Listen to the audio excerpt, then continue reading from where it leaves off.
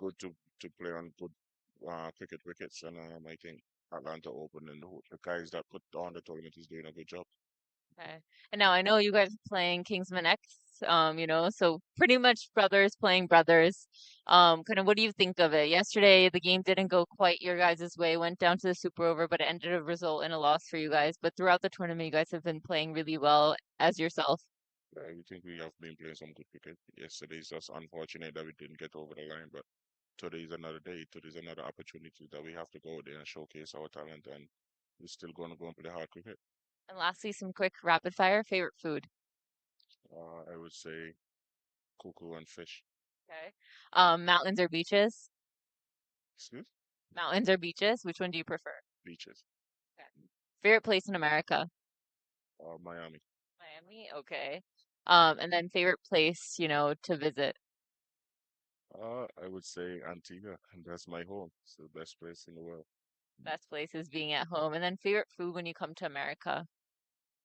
It's not really a favorite. I just enjoy local cuisine. Well, thank you so much and all the best.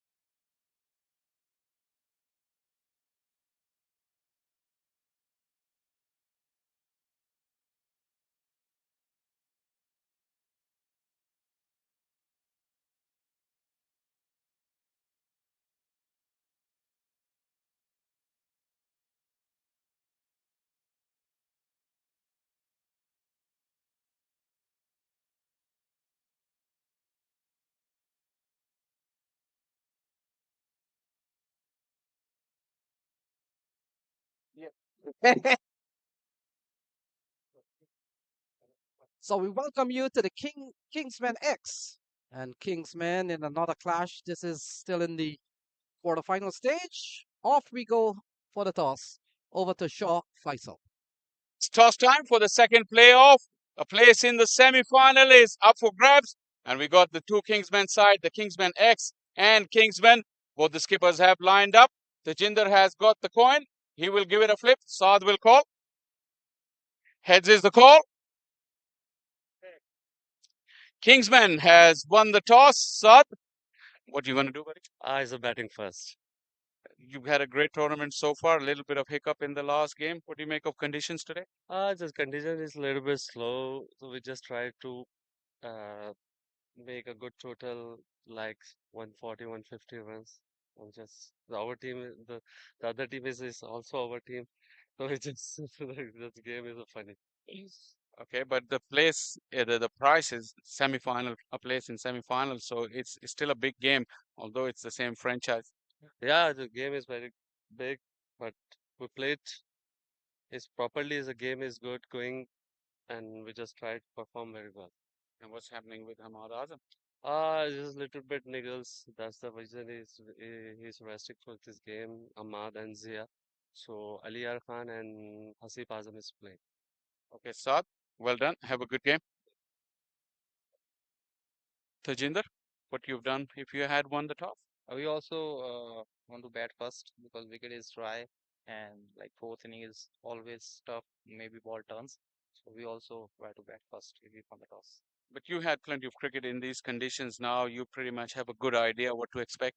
Yeah, very good idea, and we know the other team as well, so we'll try to give our best and just want to beat them. Okay, and any team news, any changes? No, we are play with the same team. Same team. All right, Tajinder, go well. Well, the news from the center is that Kingsman has won the toss and they have decided to have a bat first. Play. Rakeem Cornwall out in the middle, and it looks like Nur-Uddin at the other end. Welcome, 𝗂. Very warm welcome, Lenny, and very warm welcome to you to Atlanta. First time together on the mic today. You reached earlier in the morning and was well in time for the first game. This is the start of the second game. 𝗂𝗚-𝗪𝗪 with a trial run-up. We're slightly ahead of time. This is the feature of this tournament. There's been a few occasions where everything has been set and ready. All of us had to wait for the clock to tick over to that 2:45, which is the starting time, and which has happened just now. So you'll hear the call of play from the umpire. Big Rakeem Cornwall. Jumbo is in the middle. Little and large, Ahmad Alam is at the non-striker end. And it's 𝗂𝗚-𝗪𝗪. So here's the first ball. Ball sliding down the leg side or taking on the body there. And 𝗂, very important fixture, as we saw the Knight Riders United already advancing to the Final Four. Yeah, so 3 places are sorted, and one of these teams will join them.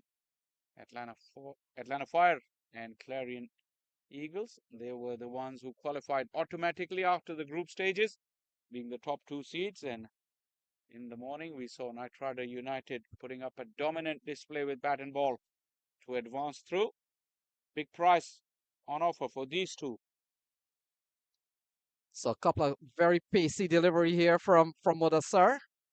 Started pretty well, and he's gotten Rakeem pretty quiet for the time being. Yeah, and he's just got him in a tangle on the previous delivery. Big Rakeem Cornwall, generally, he means business from the get-go. Yeah, we've seen a couple of balls into the rib cage of Rakeem Cornwall. Hasn't been able to score, so very good start from Ghulam. And 𝗂, when you look at the X team, they come heavily prepared with some heavy artillery from the fast bowling side. Look at that pacey ball again, but helped along the way. And the first run come off the bat of Rakeem Cornwall, and it's gone for a maximum. Well, he just helped it on its way. The angle from 𝗂𝗚-𝗪𝗪 was towards that leg stump. And all Rakeem Cornwall did is use the pace He has plenty of power. He didn't have to use any of it on that occasion. Not to say that he won't bring it to use in his innings, but the line certainly wasn't right from Ghulam Mudassir. He's got a square leg back, but it went fine. Yeah, you get the feeling also, Shaw Faisal, that Ghulam Mudassir is concentrating probably on the body of Rakeem Cornwall, probably trying to cut the swing zone of the right-hander.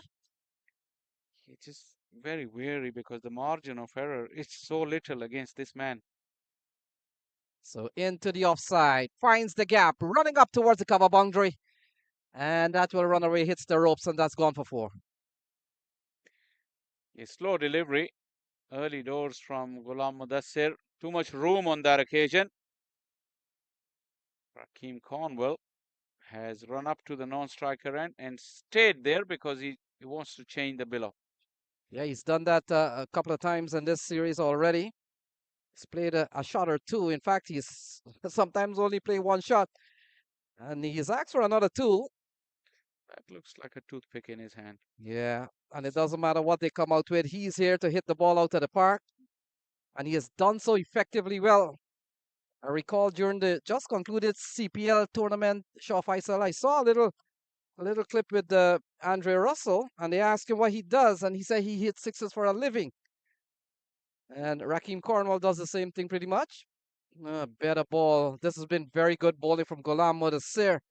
He's been able to keep Rakeem Cornwall quite from hitting the ball out of the park, but there's 10 in the over so far. Yeah, that's the second time he got hit in that area. Pretty close to the breadbasket. Little bit of movement in. Have a look at that. Good line, good length.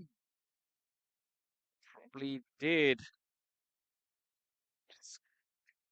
And you've got to like the line here of Mudassir. He's trying to really take the swing out of Rakeem Cornwall.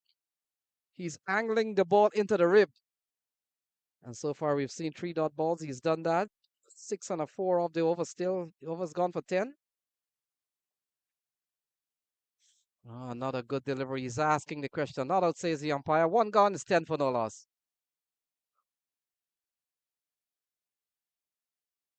What would you say to that over? He's bowled beautifully. 3 deliveries in this area. Once again, a nip backer. Hit him on the thigh pad. Couple of occasions he hit him on the breadbasket, but still went for 10. This is the thing with Rakeem Cornwall. You just give him any room or any loose stuff, he'll pounce on you. Although, sometimes I feel like if you're Ahmad Alam batting with him, you really have to think, what do you want to do? Because you can hit a good shot and you may not get a run on it. So all you're doing is literally, when batting with Rakeem Cornwall, you have to look for boundaries yourself. So Saad bin Zafar has been given the ball. No Ihsan Adil for the time being, and so they've opted to go for left arm spin.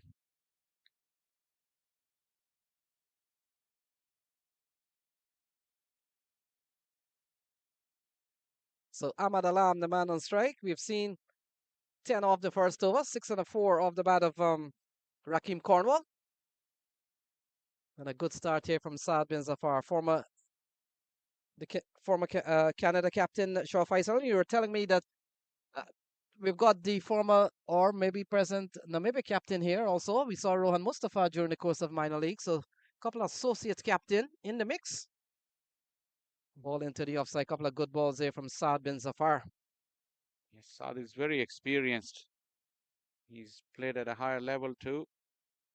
That's a change in tactics though, because generally Ihsan Adil bowls with the new ball for the Kingsmen X. Yeah, this over's gone very well for Saad bin Zafar. We've seen 3 dot balls. Trying to make up for an over that has gone for 10 from Ghulam Mudassir. And so far, Kingsmen having won the toss, electing to bat. Things have gone 10 for no loss. We're into the second over. And look at that, another tidy delivery here from Saad bin Zafar. He's dropped onto an immaculate line and length straight away. Ahmad is a very good player of spin. He does possess power of his own too. The credit to 𝗧 so far. He's kept him quiet. Cut away into the offside. Has he found the gap? Yes, he has. And that's gone away for 4. Lovely shot off the back foot from Alam. Give him width. Give him some length. And that's 4 runs. It's not much of a gap down on that side, square of the wicket on the offside, but 𝗂𝗏 was able to find it. Look at that. Those two fielders pretty close to each other, threading the needle. 𝗂𝗏 Alam, good player of spin. Yeah, the second over comes to a close. A good one here from Saad bin Zafar. Only 4 conceded. 2 gone. It's 14 for no loss.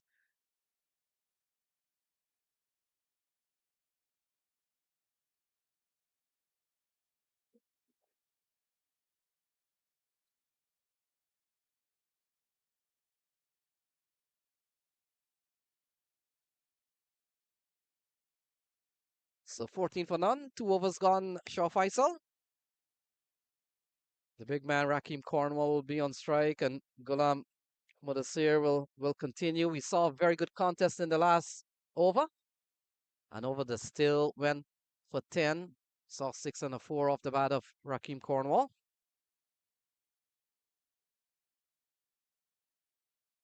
Oh, look at that. Into the offside and gone. So Rakeem Cornwall looking to ramp it over the keeper's head. Doesn't succeed. And in the end, a catch for the keeper. And Rakeem is gone. 14 for 1. Yeah, look at that funky little scoop or ramp. But it was taken. And the wicket has fallen. So this is a big one for the Kingsmen X. The gentle giant Rakeem Cornwall has departed without doing much damage today, thanks to wonderful bowling from Ghulam Mudassir. And now Kingsmen are 14 for 1.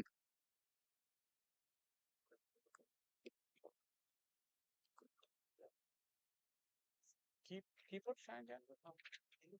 It look different. Yeah, it's Osama ball. It's Osama. So 14 for 1. Rakeem gone.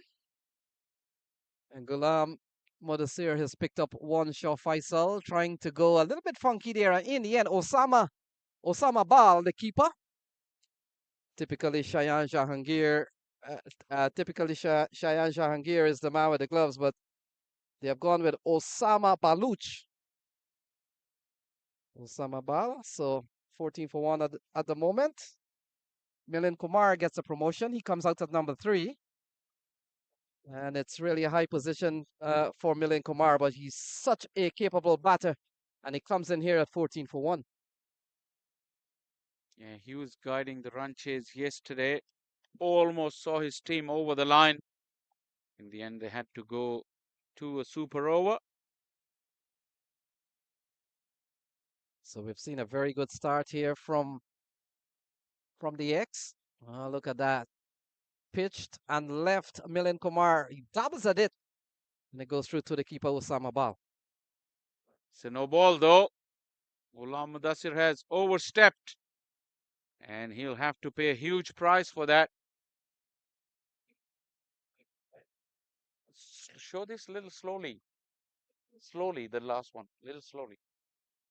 So no ball delivered by Ghulam Mudassir. And here is the free hit ball. Will come into bowl to Milind Kumar. What a relief from him.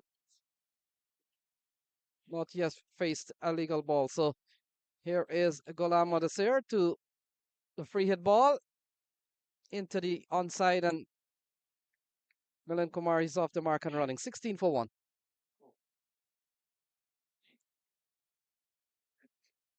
No ball from Ghulam Mudassir. Long way over.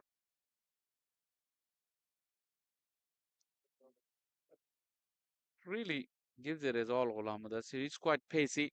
I know the wickets haven't been the quickest here in this championship, although they have gotten better and better as the championship has progressed. Today, pretty decent surface. We saw 153 scored in the first game. And some part me were good value to chase that down into the 17th over of their innings, after which they really capitulated in that 18th over. Yes, sure, Faisal, and we saw a very good over from 𝗏 𝗏𝗂𝗏. So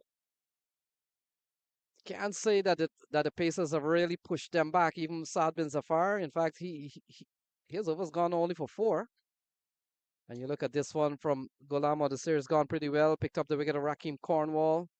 We've seen a no ball, but other than that, it's still been a very tight one here from the left-arm pacer. Still a long way to go, and Milind Kumar, you get the feeling that he's come out here with given a promotion, a couple of notches. It usually comes at 5 and 6. And look at that, turned into the onside. They go through for 1. Runs are coming by really some really turn into the offside and onside for the time being. Good stuff here from Ghulam. He's getting a little bit of movement as well into the right-handers. We saw how he tied Rakeem Cornwall in knots in that first over, and this one as well. Thick inside half of the bat, coming with the seam, with the arm into the right-hander. 𝗂𝗏-𝗂𝗃𝗃 working hard on the ball as well at the same time. But he's got a very good first-class record as well. Very young still, more than 100 wickets at first-class level. Hello, yeah, very pacey delivery, signal wide, and you get the feeling that Milind Kumar, is he suited for a role like this, batting that early? Let's take another look here at this ball outside the off stump. Nice run up there from 𝗂𝗏-𝗂𝗃𝗃. Very smooth. So the beginning of it from a side-on angle. Yeah, I get the feeling that Milind Kumar is well suited to come out in the early stages of the innings and try to repair an earlier damage. Still a long way to go. He's more of a touch/stroke play of a player going down the leg side. Osama does well to probably prevent 5 wides. For the Sama and 𝗂𝗏-𝗂𝗃𝗃 and Bonner now suggesting to the umpire. It did clip, and the umpire has changed his decision. Now, to the dismay of the batter, he didn't like it. To please everyone here. Look at the reaction from the bowler first, and then the keeper, and then Bonner as well. There you go. All in synchrony, one after the other. Yeah, in the end, it's rule of dot ball, so still a very good over here from Ghulam. He's only given up 4. This has been another tidy one. And he runs in with the final ball to Milind Kumar. Oh, that's a lovely strike from Milind Kumar for a maximum. Don't worry about the wides, Milind Kumar says. And now he has something to say to the umpire as well, but he had plenty to say to 𝗂𝗏-𝗂𝗃𝗃. What a strike that was. You'd have to say right in the slot, but right off the meat as well. Look at it go. Almost on to the second field. 3 done, 24 for 1.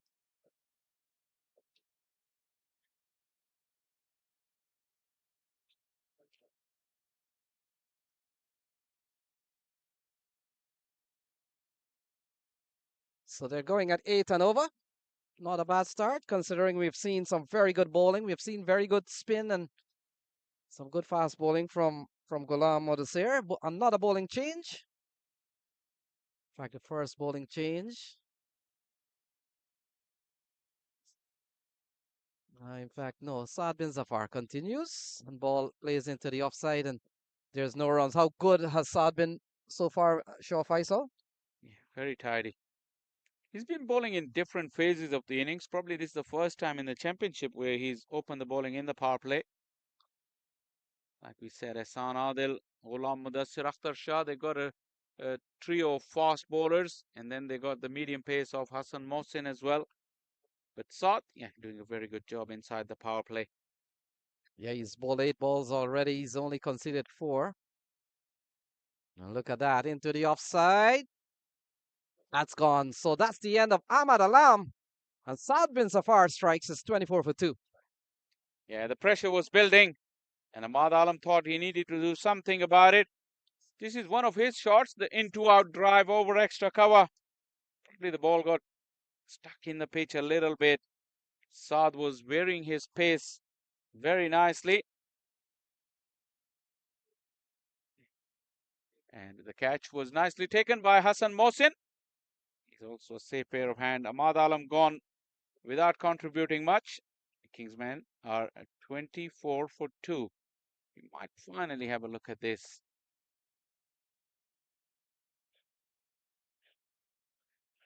Nicely judged. So new man comes to the middle, 24 for 2.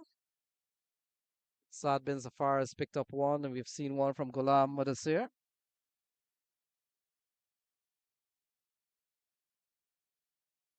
So Saad Ali is the new man in. And he comes in here, Shaw Faisal. We've seen a couple of wickets fall already. And you get the feeling that with 24 for 2, pressure on the Kingsmen team, 𝗵𝗡𝗀 Kumar and Saad Ali out in the middle. They'll have to play very good hands here out there. Yes, Saad Ali's he's been in red hot form lately. Minor League Championships and also in this tournament. He's really found a method to adapt into the T20 format that is generally played around this circuit here. Saad has all his life been very prolific red ball cricketer, very good 50-over cricketer as well. He's striking at 140 this year in the T20 format, so he's really made the big improvement, and he's a key member of this Kingsmen batting order. So he gets off the mark quite easily there and allows 𝗵𝗡𝗀 Kumar to comes on to strike. So any thoughts of the two Kingsmen getting another crack at the semi-final? Will be ended this afternoon, Shaw Faisal, with one going home. Yeah, absolutely. So not the ideal fixture for them, but last night's loss by the Kingsmen, they really were in position to win that match. They really only have to blame themselves for not getting over the line last night. That was Kingsman X. We saw could have avoided this fixture. We saw a couple of years ago, if you remember correctly, out at the Atlanta playing field, we saw the likes of Ravi Bopara, Samit Patel, Martin Guptill was here last year, Chris Lynn, Colin Munro, and all these guys, and they've come with the Kingsmen brand. And one of the reasons why you might be noticing, Shaw Faisal, that they've got to put two Kingsmen 11 into this tournament or any tournament that they take part, because the wealth and depth of talent that they have can't be fitted in one team. Yeah, absolutely. Very competitive sides. Both of them well capable of lifting the trophy, but one of them will have to go home at this stage of the tournament. 4 done, 26 for 2. We saw last year the Kingsmen brand got into the semi-final. It was pretty high scoring, 207. In fact, 215 to 207. Shardul Khan was so outstanding last year. Martin Guptill got among the runs, and in fact, the top order between Shardul Khan, Martin Guptill was enough to carry them through to the tournament. They got into the final and they won. Yeah, these players that you mentioned are really good value for any team if they play, especially at the top of the order. They can take any bowling apart. But keep an eye out for this man, Lenny. Akhtar Shah is into the bowling crease. He's probably, with the naked eye, I feel like probably the quickest bowler of the tournament. So I don't know if you will agree with me or not, but keep an eye on for this man. Well, we've seen some quick stuff from 𝗂𝗚-𝗂𝗽cije. We've seen Ihsan Adil bowled a lot of heat. Keon Joseph was quick this morning. Let's look at Akhtar Shah. And a play and a miss outside the off stump from 𝗵𝗡𝗀 Kumar. 26 for 2. Still a long way to go. 95 to win. And Shaw, just to round up talking about the Kingsmen brand. 95 balls remaining. So, and speaking about the Kingsmen brand, they won minor league this year. Oh yeah, Chicago Kingsmen. So they've really dominated these local tournaments, and here they are, but one will fall. Seen a good start from Akhtar Shah. We've seen very good fast bowling in this game. And we've also seen Saad bin Zafar. Here is Akhtar Shah. Oh, good slice. That's gone away for 4. Off the bat of 𝗵𝗡𝗀 Kumar. And he has taken on 𝗂𝗃𝗃𝗃 with an offer. And with that kind of pace, it will fly. Probably didn't come off the middle of the bat. One bounce over the fence. The third was there lurking around, but didn't have enough time to come around. Milind Kumar, like I said, he spent plenty of time in the middle yesterday. Very familiar with the conditions. And sure, we were talking off air, and sometimes pace of a bowler is sometimes perception. It can be the way the batters react to it. I mean, I want to tell you that 𝗂𝗃𝗃𝗃 is slow. Based on the shot that Milind Kumar played on him into the onside this time. And they go through for one. But yes, we've seen some really good fast bowling in the earlier stages, and we come down to the last set of games here. And the Pakistani boys have really brought their level of fast bowling to Atlanta. And for the next 2 days, we're keenly awaiting the better ones to really come through. Saad Ali comes into strike.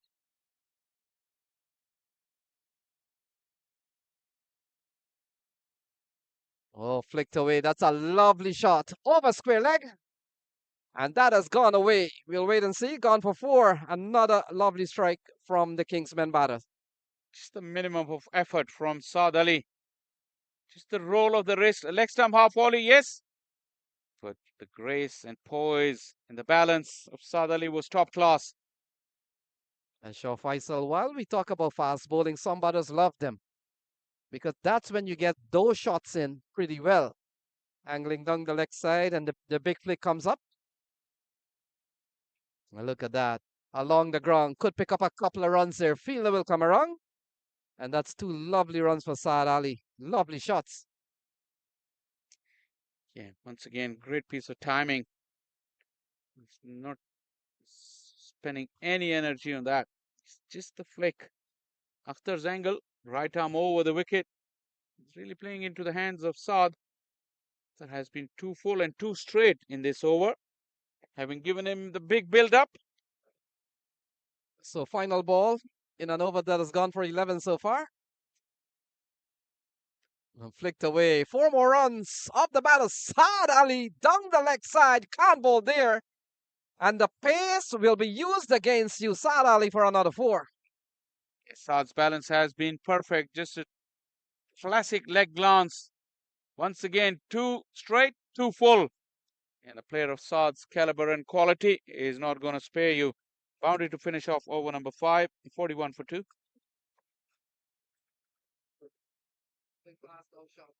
Yeah, it was one fast, but it's a wrong line. Inaccurate fast bowling is how to get this out stuff. You can this is really. I should.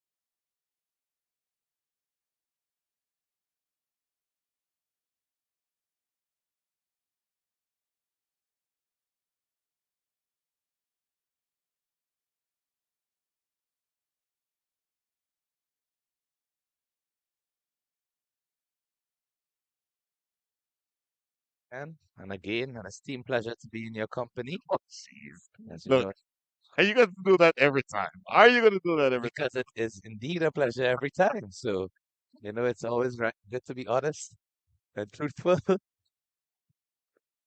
Excellent game we have on our hands here. Well, smoke down the ground and 4 more. I'll tell you what. You've seen this man Milind Kumar over the last couple of days. You saw him what he did in the power play at the back end, at the end of the game last night to send the game into a super over, and he's now in a hitting mood. It looks like 49 for 2 is your score. Milind Kumar is make that 21 from 11 balls, faced 3 fours and a 6. Yeah, wonderful looking shot there from Kumar. Certainly got enough height and elevation to go over that fielder at the mid-on region and spread along the lush green carpet here at the 𝗵𝗺𝗃𝗃 Sports Complex. Very wonderful conditions for batting. By the way, we never did announce as the players jog through for a single who the new bowler is. It's going to be Umair Khan, left arm orthodox, replacing one left arm orthodox, replacing another. Former Canadian captain Saad bin Zafar is the man who opened the bowling from the northern end of the ground. Umair Khan being treated a little bit rudely here. 9 runs from his first 3 balls. Yeah, thus far, he has bowled in 3 innings of the 4 matches that they have played. Only picked up 2 wickets and the economy of 7.6 per over. I want to get your opinion on Saad Ali, and Lord knows, I hope I'm not just now jinxing him. Very easy on the eyes. Seems to have all the time in the world to play all the shots that he wants to play. And I just want your opinion as somebody who plays a high level of cricket yourself and who knows what a good batter looks like. I want your opinion on him. Yeah, definitely. Take a look at it after this delivery from Umair Khan. Oh, cheeky. A little bit of a late cut. Lawrence Rowe would have been proud of that. Frank Worrell would have been proud of that. You don't know who Frank Worrell is. Of course I do. 2 more runs down to deep third. I know you do. I was You just mean the messing with you. legendary 3 Ws? The legendary 3 Ws themselves. Worrell, Walcott, and Weeks. Oh my goodness, yes. So as you mentioned, Saad Ali, a very technically proficient batsman. We haven't been able to score as much runs as you'd like thus far. And as we say that, another wicket goes down. A very, very soft dismissal. I was just waiting to see the reaction because the ball passed the outside edge of Milind Kumar's bat as he advanced down the wicket. And look at the amount of turn here, Brian. Basically beating him all ends up. Really no chance. And look at the keeper. He just waited to tip the beers. And Milind Kumar didn't even bother to ground his bat. He was just resigned to the fact that I'm out. Oh my goodness. So obviously I would have missed that live. I'm glad for you supporting me in that effort. Beautiful delivery. Exactly what you want to do as a left arm orthodox. Got some flight, got some bounce. You certainly got the turn. And when you go past Milind Kumar in that fashion, you know you did something good. End of 6. Power play is done. 53 for 3.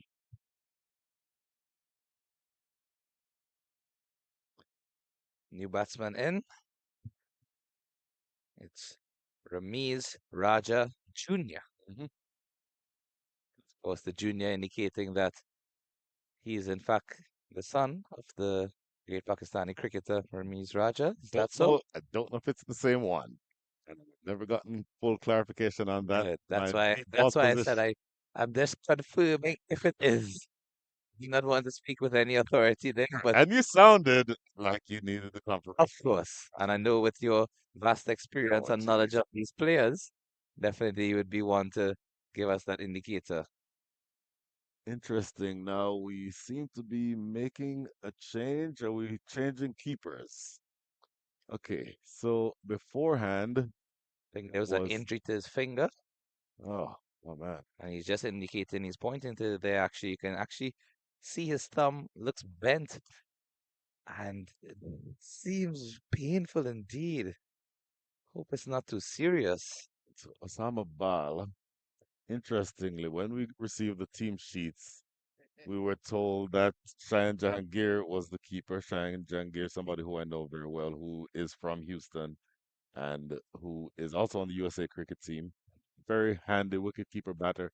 These days plays more in the field than he does behind the stumps, but more than capable. So unfortunate that Osama Bal has that injury, but you're not losing anything by putting Shayan Jahangir behind the stumps. Yeah, well, most certainly we saw him wicket keep one game.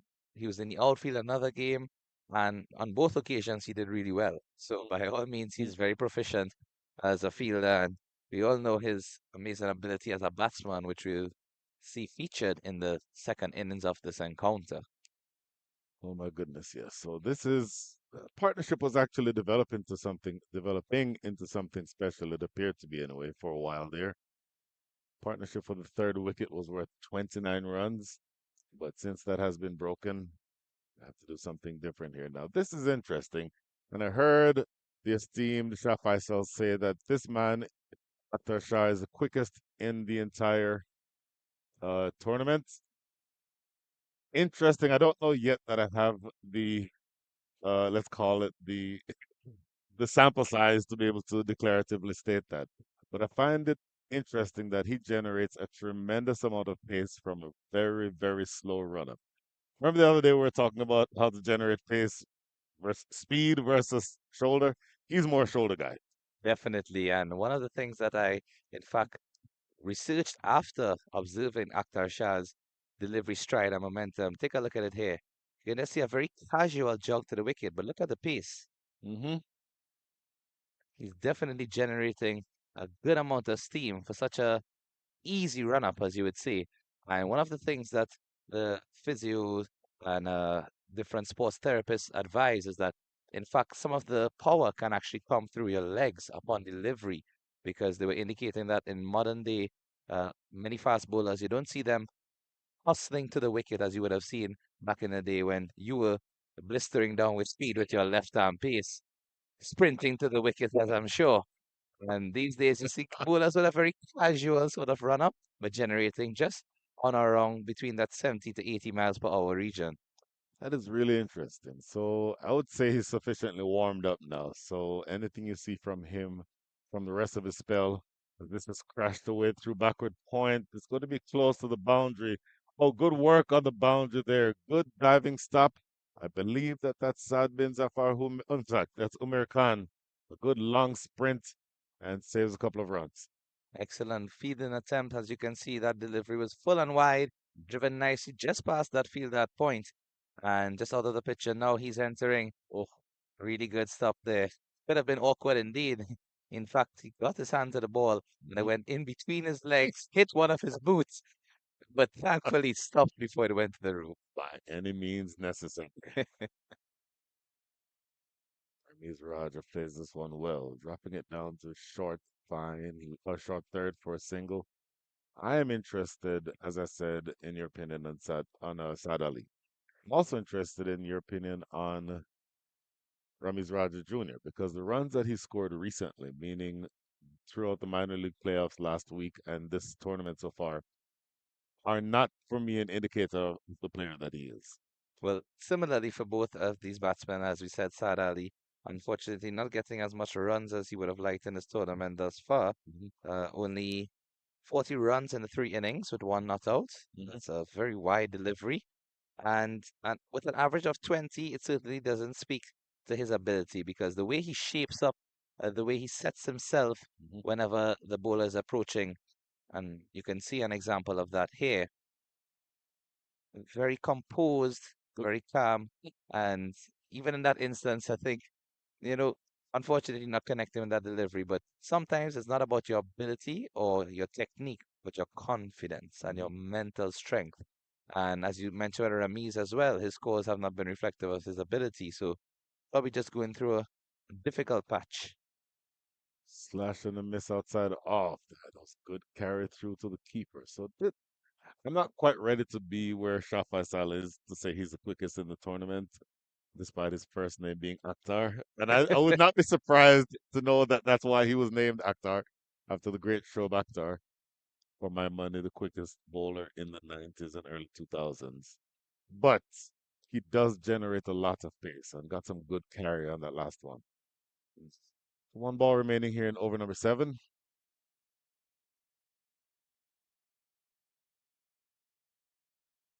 Slow delivery. All the time in the world, though. Saad Ali playing it into the deep. Square leg cleans up. 1 run coming there. 6 runs from the over. 45 have come from the last 5. The score after 7 is 59 for 3. So you can see, just even with that delivery, Brian, a low full toss, and normally a batsman who is in form would have easily dispatched that to the boundary, whether it be in the backward square or the deep mid wicket region. and just cautiously tucking that one to the leg side, maybe just an indicator of the fact that he is just taking his time to face a couple deliveries, get himself in before he looks to play any more expansive shots. No better time at this stage. We're in the knockout phase of a tournament. It's win or go home, essentially, and when best to find your form, if not now? If not now, when? If not me, who? So these two batters are probably, I would say, the last two, and this sounds very strange, but the last two out and out batters. Everybody else comes after is combination batter bowler. I would imagine that you'd see Hamad Azam next. I'd imagine that you'd see the other hitters later. This is played down to square leg for a single. But I would think that this pair would want to set platform, put together a partnership of around 45, 50, and then you take the game into the back end of the innings. So the blasters, the Hassan Khans, and the captain Hamad Azams, and the not Omeda Sif, I'm sorry, Said Anwar Ali. Those are where your big hitters are going to come from. But this pair needs to set the target or set the total. Absolutely spot on there with that analysis, Brian. And as you see, a close attempt at a run out. A very strong throw, and not close enough to trouble the wickets or the batsman, and safely home in the end. So at this point in the game, in those middle over phases, not yet to the halfway mark, but just approaching that point where the batsmen are a bit cautious after the power play. We know that the field is spread. The field is more along the boundary, so instead of seeing that ball running away from the inner circle, might see more ones or twos until they get those errant deliveries to put away. Off the back foot in the air, one bounce to deep mid wicket. Saad Ali maybe just showing signs that he wants to start accelerating things. Yeah, definitely seems to be getting more into the heat of the matter.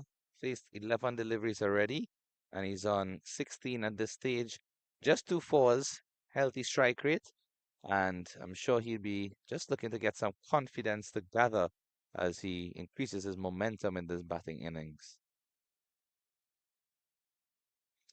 Boy, beautiful delivery. Similar to the one that got Milind Kumar, angled in from around the wicket, fight and turn going past the outside edge. How many times have we seen that this tournament, Brian? Look at this. Flight, turn, bounce, and left-hander's dream. Left-hand orthodox, that is. Yes, that is an unplayable delivery. And you saw Milind Kumar, who's a brilliant player of spin, saw him dance down the track and miss that turning ball completely. Speaking of dancing down the track, Ramiz Raja launches one to the northern end of the ground over the side screen for 6. Yeah, I think that ball actually went into field number 6, if I'm not mistaken. As you can see, it went easily over the side screen. Thankfully safe from our cameraman up there. Yes. He's a very able cricketer himself. I'm sure he would have taken a catch if it came to him. But I was right. Over into field number 6. And my word, what a lusty blow, but an excellent example of how to use your feet when getting to the ball and striking it cleanly. 68 for 3 after 8. Lovely, lovely looking strike. If you come out, you need to come out all the way. Milind Kumar came out, didn't quite get to the pitch, and the bite turned right past him. Here, Ramiz Raja shows that he can get to the pitch, and when you get to the pitch, play through the line, not hitting across the ball, not trying to go to long on. That's exactly how you want to play that shot. Very true. And many times when batsmen are advancing to bowlers, right before they play the shot, they tend to lose their shape a bit. Sometimes either the head just lifts a little bit and the balance is a bit off skew. That leads to the ball being skied in the air, miscued, mistimed, and could potentially lead to dismissal. But it's always about maintaining your balance, keeping your head still when striking the ball, as we saw in that execution of that maximum in the previous delivery. So, as you listened to my spot on analysis of how to play spin bowling, you would think I know it comes from experience. you never heard the phrase, those who can't do, teach. I can tell you the right thing to do. I was just never able to do it in practice. But you see here, by the way, Sadbins are far now. Switching ends coming from the southern end of the ground.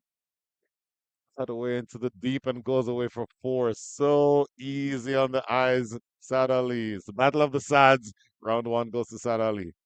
Excellent shot there from Sad Ali. Just waited on it.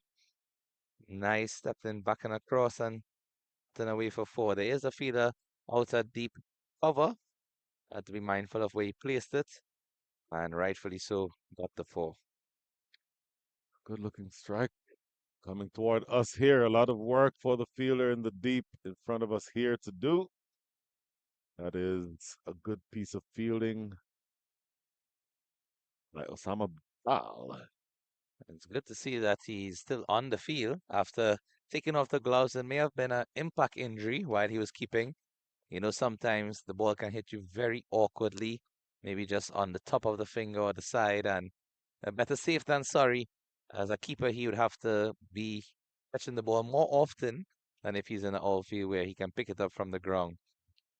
Well, when he was walking off, and you highlighted this, that left thumb seemed to be sticking up at a really awkward angle.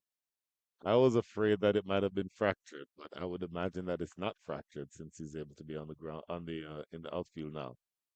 𝗂𝗄𝗃 with a little bit of a kick. 𝗂𝗄𝗃, who can officially be the body double for 𝗂𝗔𝗃𝗃.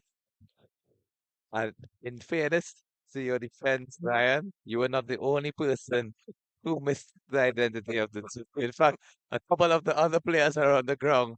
I thought they look very similar, especially when they have the hat and the shades on and they can't see the face. Exactly. Pulled away into the deep. Not 𝗂𝗄𝗃𝗃, not 𝗂𝗔𝗃𝗃, not anybody is going to get that one. Goes away for 4. Lovely shot there again from Sad Ali. Using the turn, waited for the ball and executed it to perfection. That's really a very easy shot and one that all batsmen would enjoy, where there's no real risk involved. Interesting, as let's play it down the ground. I don't know if we can get a replay on that, but it looks like he delivers this from about 24 yards.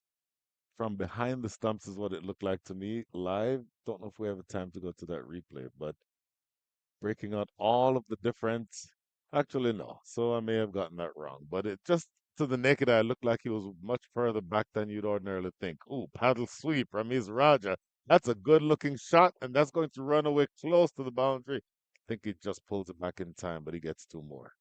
And even with that innovative shot, Ramiz Raja still showed some class and technique, because normally you see those innovative shots played with all sorts of flavor and essence. But Raja on this occasion, a very nice, delicate paddle sweep, runs close to the boundary. The fielder gets there in time and touches the ball now. Feet are inside and he's good. Tell you what, that's a good piece of fielding. Good run and a stop by Hassan Mohsin. End of 9, 81 for 3. You see a lovely pan view of the 𝗵𝗺𝗃 Sports Complex. Runs are flowing at such a premium that they went off the charts. The chat disappeared because the bowlers are ready. Getting through their overs quickly. Trouble here. There's no way. Oh my goodness, there's no way he ran himself out that quickly. Played to backward point directly to the man. He threw it back in. Where was Sad Ali going? I'm still in a bit of shock here, Brian, to be honest, because he played it straight to the fielder, took off immediately, and the non-striker didn't seem to budge at all. You can see an excellent throw, it must be said, however, and great work from the wicket-keeper. Yes. Because he took that ball in front of the stumps and was quick enough to turn and hit the wicket, because if he was in fact behind the stumps, the batsman might have been home. A very close encounter, but he walked off with ease. I think he knew that he was out. You would have seen Carl Hooper. You were probably, I don't know, 5 years old. Carl Hooper used to frustrate us West Indies fans in that he was doing everything so easily. Runs are flowing, looks in total control, and then gives it away in some fashion. And that's the first thing I thought of when I saw this. Under no circumstances should that have been a wicket. That's a bonus. I always recall one of my coaches when I was younger. He used to refer to that same generation of West Indies and Carl Hooper Uh-huh. and said that they would have games in their hand and give it away to the other team on a golden platter.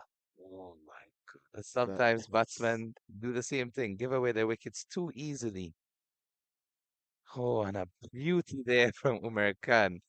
The amount of times we have seen a left-arm orthodox spinner get the ball to turn squarely away from a right-handed batsman in this tournament, it certainly shows that they are one of the trump cards for any team to have. Oh my goodness, yes. Reverse sweep over the top of the fielder at slip. Seems disinclined to go after it for some reason. And they'll get a couple of runs. Ramiz Raja wanted to steal a third. Hassan Khan says no. Wow. But we know how much you love these type of shots, Brian. The reverse sweeps, the paddle scoops, the switch hits, and the like. I know that they are definitely amongst your favorites. You know what I love less than the reverse sweeps and the paddle scoops? Running yourself out for no reason. The back foot Hassan Khan, by the way, you saw what he did last night. A blistering effort with the bat. Unfortunately for the Kingsmen, came in vain in that tight super over loss to the Kingsmen, not the Kingsmen, you know what I'm saying. Play The down the ground. Night Riders Night United, Riders is what I'm struggling to find. Oh my goodness. team that was victorious this morning against Sampami. In fact, you missed a historic event in which Sohail Khan got a 3-wicket maiden. Wow. Man of the match performance indeed, but as a fast bowler yourself, you would have been really pleased to see the effort from Sohail Khan. Well, our spell appears to be finished. Mr. One ball left. Okay, that one's played into the outfield. Now our spell is finished. Mr. 𝗃𝗃𝗃𝗃 it's been a pleasure. Over to Likewise. you, older gentlemen. Thank you, young man. Yes.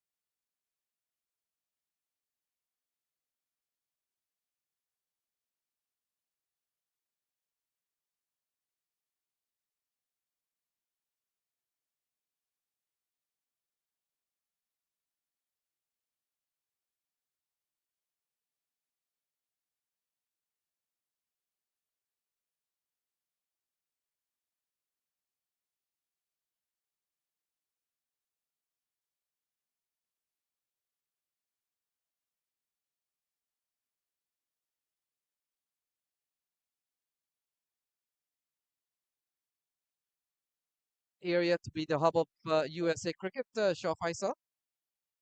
I'm glad you mentioned that because a lot of cricket for the national side is coming up in that region.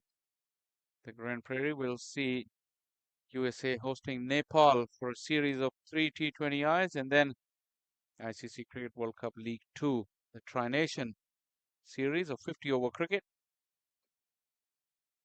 Oh, that stroked well over the offside from Hassan Khan and is gone for a maximum. Yeah, 2 full on that occasion. Hassan Mohsin, his kind of pace and variations, at times he tends to get a bit predictable. Like I said, Hassan knows every trick that Mohsin has got, and he really capitalized on that one. So far, Hassan Mohsin has gone pretty cheap for his 10 deliveries, just the 12 runs. But watch out now.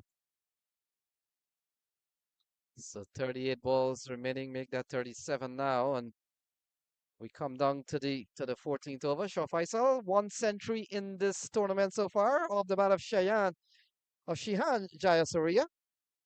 And then we've seen 10 50s or 10 half centuries, some big ones. We saw 87 from Shayan Jahangir. We saw 76 from Chandrapal Hemraj. They both will be action. Jahangir and Jayasuriya later on in this run chase. Mohsin closes out the over with a quiet dot. 14 gone, 110 for 4. There we also saw Stephen Taylor has been given the captaincy of the Fire this year, or this time around. 65 for him at some point. Joshua Trump, Mohammed Mohsin, Ritwik Behera, Rakeem Cornwall, Norman Anwar, Naeem Iqbal. They have all scored half century. The batting has been difficult in this year's Atlanta Open so far.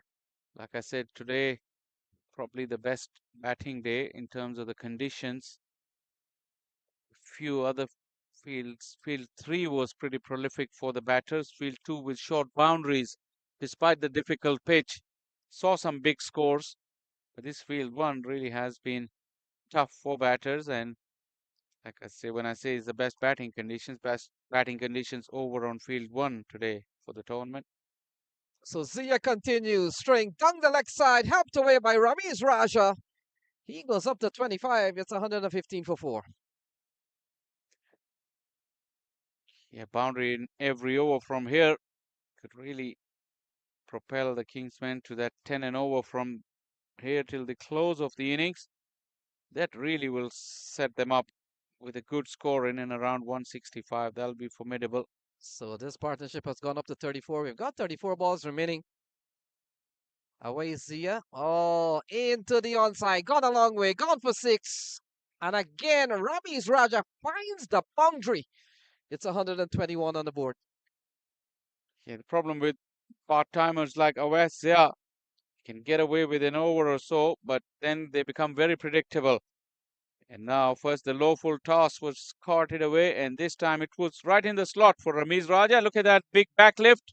And even with one hand, he's put it away. Almost a 65-70 meter hit in that direction. So 2 6s and 1 4. That partnership has gone up to 40. Zia again, and this one full toss and tongued out of the ground. Again of the batter, Ramiz Raja. It's 127 on the board. Yeah, another full toss at this pace. Ramiz thought Christmas has come early. He only had to pick his spot. And no sweeper would be good enough to catch those because these are big hits from Ramiz Raja. So this over's gone for 17. And he's not done yet. Another 6. Another 6 for Ramiz Raja. He goes into the 40s. He goes up to 43. 133 for 4. If seizing a moment was anything, that was the moment that Ramiz Raja realized he need to cash in. Cash in he did because 𝗬𝗎𝗓 has no answers. Well, we've seen 3 6s. We've seen 1 4. We've seen a single. 23 runs off this over. Not too sure if we have seen an over this big. I think we did see a 28 run over as well. Can't think of which game it was, but yeah, this day and age, I mean, in these T20 competitions, This is a common occurrence. A 20 over run is literally happen every game or every other game. So the 52-run partnership is ongoing here. 23 off this over with still a ball remaining. Here is Zia to 𝗵𝗺 Raja Jr. Big swing and a miss. And they'll scamper through for what could be a bye. And that over ends with 24 off it, 134 for 4. Come on.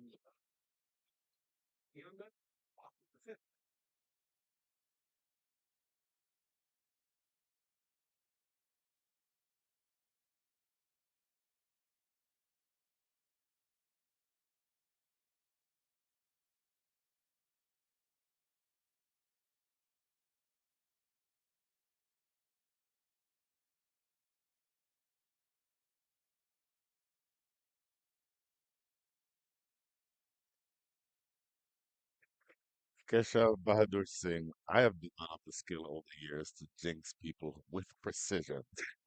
So I'm not going to necessarily talk about who I am proud of in terms of how much runs he's recently put on the board. Let's just say that this partnership that is worth now 53 runs and counting is a really impressive one being developed.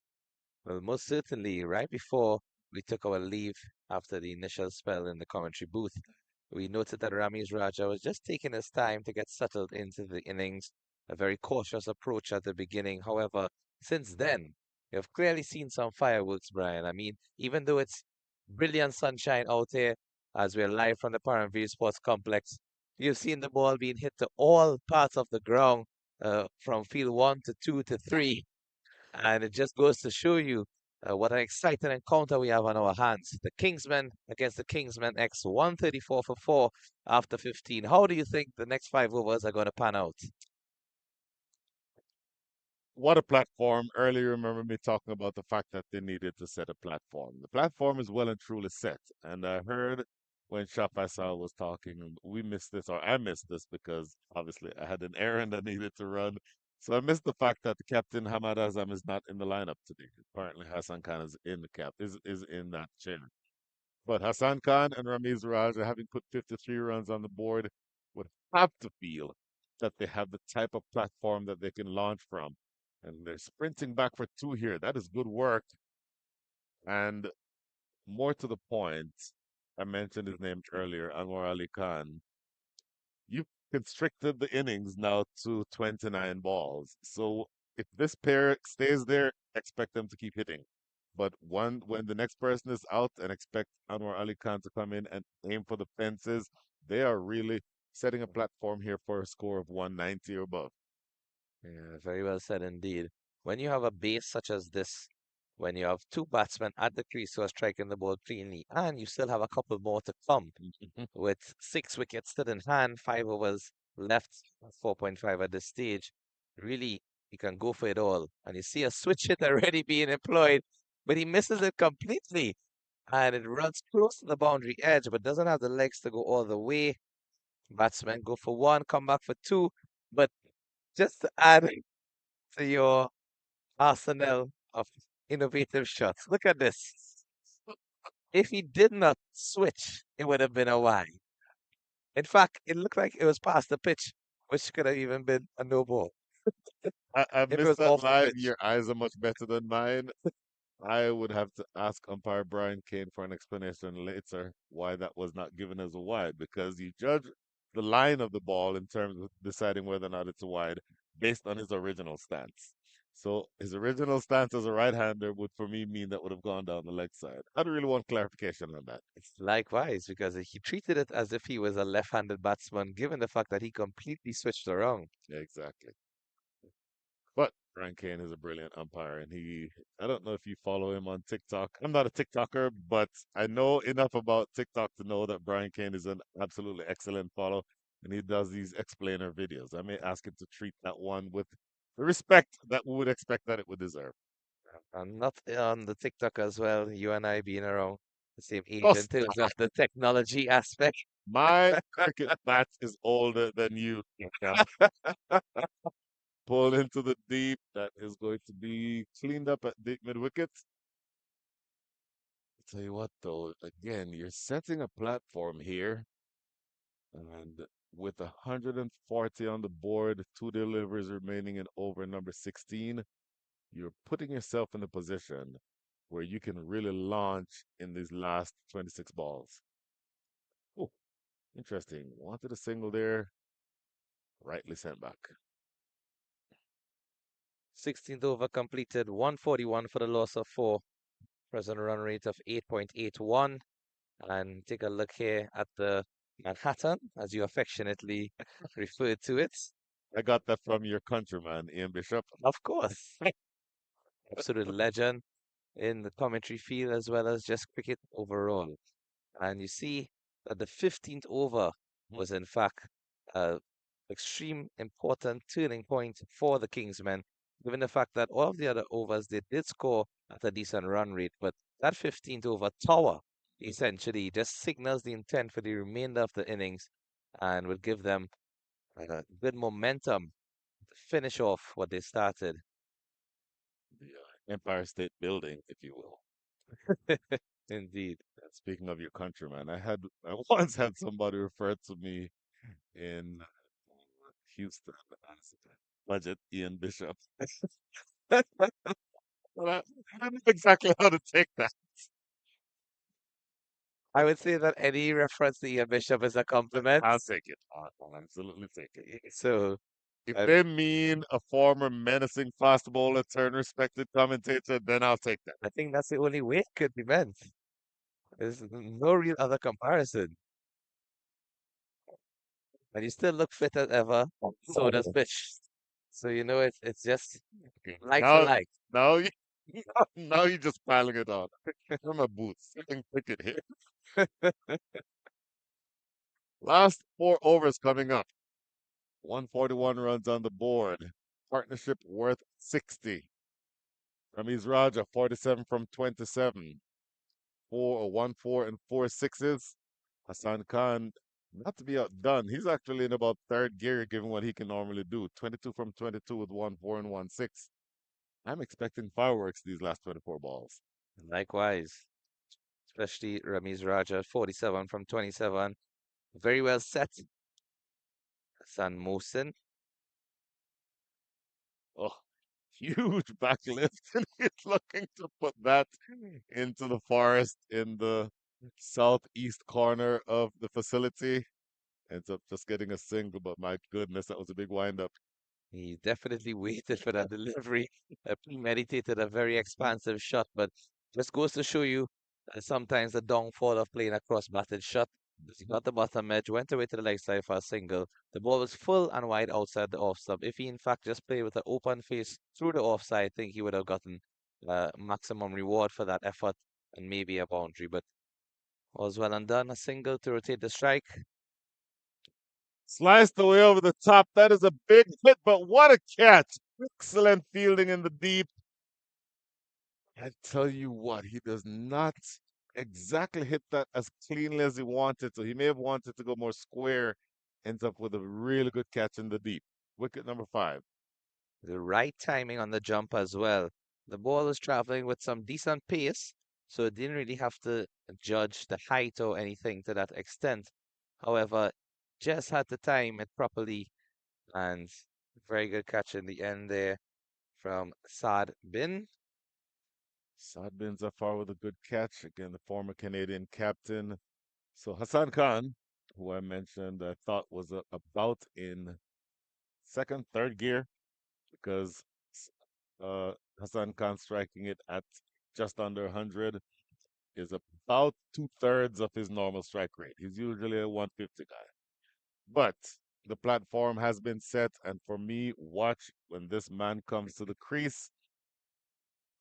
Anwar Ali Khan, saw him yesterday.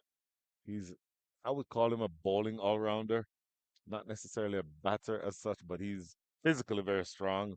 If you stray onto the pads, if you're too full, he will absolutely blast the ball out of the park. So if you are the bowler, Hassan Mohsin, you're going to have to just treat him like a batter. Treat him like you want the ball to be top of off and have it going away, mix in the slower deliveries. You saw him play and miss and about 5 straight slower bouncers yesterday. Interesting times ahead. Tell you what, that's a high front arm. That one played down the ground. ehimZ Surya working around from long off, cuts this one off. Good looking shot there. Full and driven straight down for a single. And as you mentioned there, Brian, I think in modern day cricket, there's no real distinction between bowlers and batsmen anymore. In fact, everyone seems to have an all-round role to play, even though they are specialist batsmen. Sometimes might be called upon to round their hands. And likewise with bowlers, they have to have some sort of batting capabilities, even in the shorter, longer versions. Of the park, deep in his crease, and that strike gets him to 50. Absolutely beautiful shot from Ramiz Raja. 54 from 29, 1-4, and that was 6 number 5 that you just saw. Beautiful shot there from Ramiz Raja. Stepped back on a cross, and still Hassan Mohsin went full and wide outside of the off stump. In fact, I think he premeditated his line because all of the previous deliveries were just within that wide line outside the off stump. So good innovation there from Ramiz Raja, using his feet and just shuffling across the crease, able to connect with that ball very cleanly. And it's now being retrieved from field number 4, that is, field number 3, down in the corner. Well, okay, so now the jinx is off. I can say it. I am so happy that he's had the innings that he has had because he's been struggling. Again, in the playoffs last week in Dallas, he would hit 2 or 3 clean strikes for 6 and then be out the next ball. And to foresee him put together this kind of innings, and this is top edge, but going even further. Out of the park again, 6 more to Ramiz Raja. In this case, I think your comments have been positive towards him and not any sort of bad luck because he really is playing a blinder for innings. Ramiz Raja, that ball stood up in the pitch too short and too slow. And he just waited on it, timed the pull shot to perfection, and got the maximum result. 6 runs added to his score and the Kingsmen as well. Going along very nicely as there's just one delivery to finish the 17th over, already 155 for 5. And as you were saying before, Brian, they will be looking to get up to that 180 mark. And who knows, with 3 overs remaining, the rate that they are going, probably push even further. Oh my goodness. 8 and over from here takes you to 180. They'd be disappointed if they were only able to score 8 and over the rest of the way. Exactly. Their current run rate is 9.21. So 8 and over from here out would actually be less than what they're currently doing. And I think they just have to continue with this confident display of batting. Wow, huge swipe, and this is an outside edge, is it?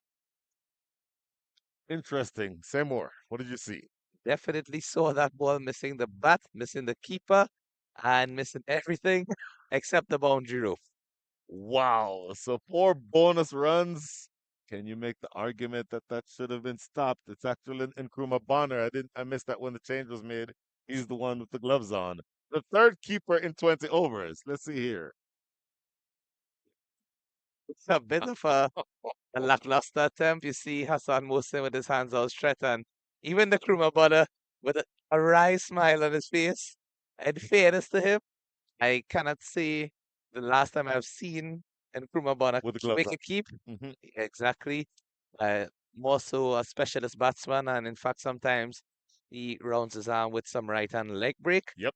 But never have I seen him keep in recent time, and maybe in the early stages would have kept for Jamaica on a couple occasions when required to, but was never the called upon or premier wicketkeeper. I will say this. As this is going to be now over 18. It's going to be bowled by 𝗿𝗄𝗃. Plays this one late, runs it down to deep third for a single. I told you yesterday that recently I was one of the selectors for the Austin youth team. The primary keeper, I told you I stand back and I umpire and I watch the kids from there. But one of the keepers got hurt. I was like, you know what? I'll put the gloves on and I'll keep. That looked like me.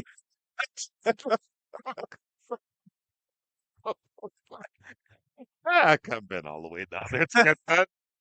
In your case, I think safety first is a better option, and no need to take a necessary risk yourselves. Ooh, swipe and a miss. Duds into the gloves. Duds out of the gloves. But precious that ball. Very good pace there again from 𝗂𝗃𝗃𝗃, Mhm. and nice carry through to the keeper, collecting that about shoulder height. And you saw some neat footwork from him after the ball dropped on the ground. Just did a bit of a football skill to bring it up into the air and return it. I wonder if Shane Jahangir is injured. I can't imagine why he would not be the one with the gloves on. This is a playoff game. 4 runs here and there can make a difference. And Bonner, I've seen him keep before, but my sense is that he's a little rusty. Well, interesting to get an explanation on that. You see the umpire signaling a dead ball as the batsman turns around and just raises his hands out inquisitively. I think there might have just been some chatter from Bonner behind the stumps while the bowler was running up, which for the viewers is not allowed. When the bowler begins his run up, no one is supposed to be chatting on the field. Mhm.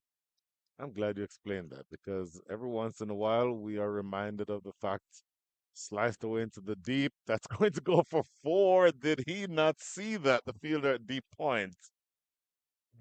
And I'm not sure exactly what is going on here with the Kingsmen X. It appears as though this is, let's put it in American terms, a preseason game. Well, that was Cheyenne Jahangir, That as you was just Shane mentioned. Jahangir. In fact, yes. And I'm just wondering if he didn't go to the ball with full force, if he's minding an injury. It did run quickly to the boundary. However, Yes. he didn't really take off with any sort of speed.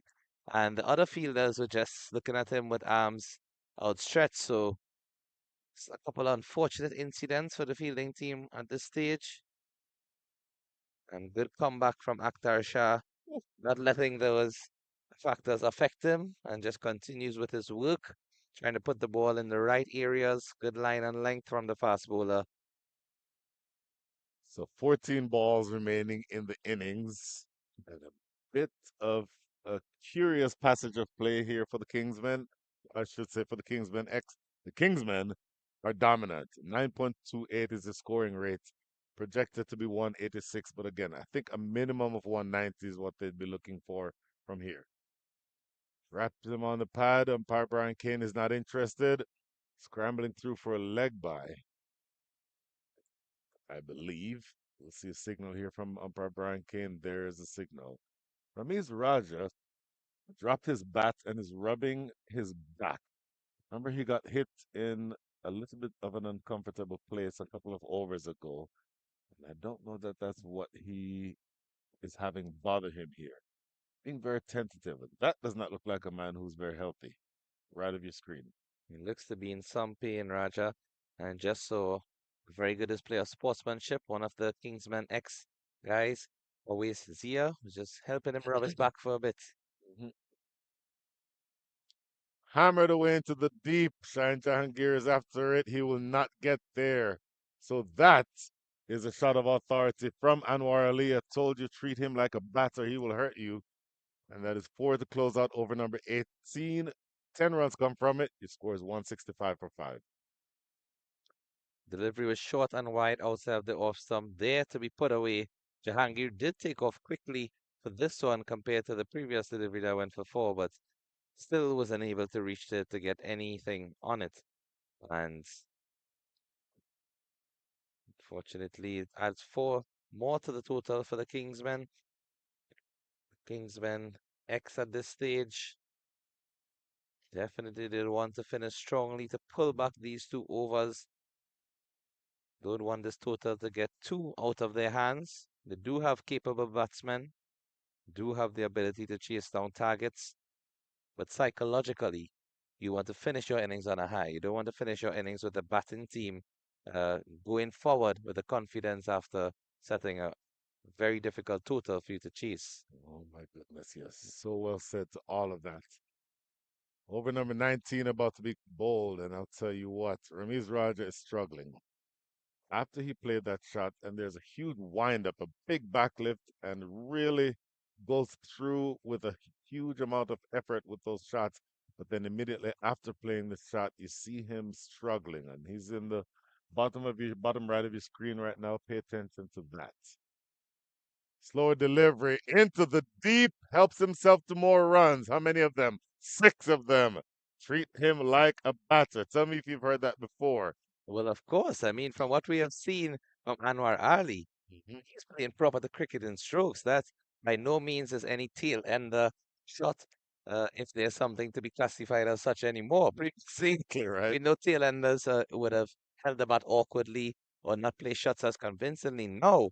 Look at the competency of these fast bowlers. Oh my goodness. 176 runs on the board. This partnership is worth 34, and it is blossoming as we speak. Going into the last 10, they have to be thinking 200 here, do they not?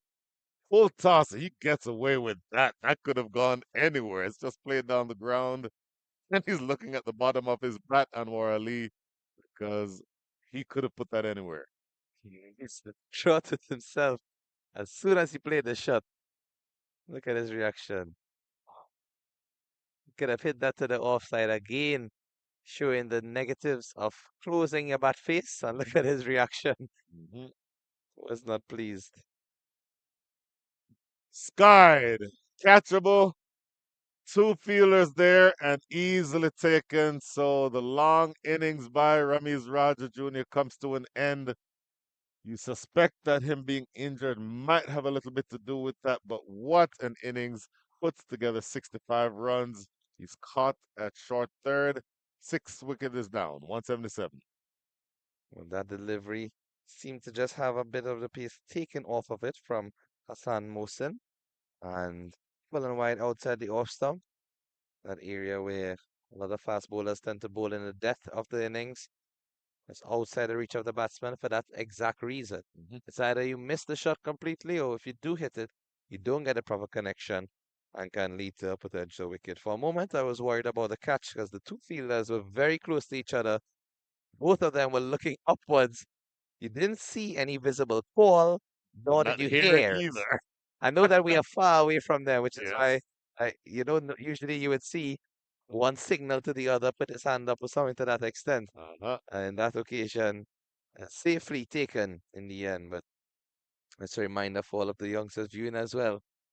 Always better to call mine whenever there's a chance and 2 persons are close converging.